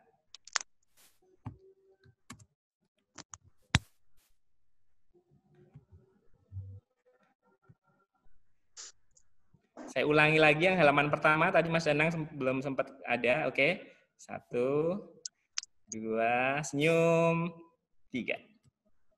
Oke, baik, terima kasih atas kehadiran Bapak Ibu sekalian pada kesempatan kali ini. Sekali lagi, ini adalah kesempatan yang jarang dan langka, dan alhamdulillah kita semua bisa hadir di sini. Terima kasih. Assalamualaikum warahmatullahi wabarakatuh. Waalaikumsalam warahmatullahi wabarakatuh. Terima kasih.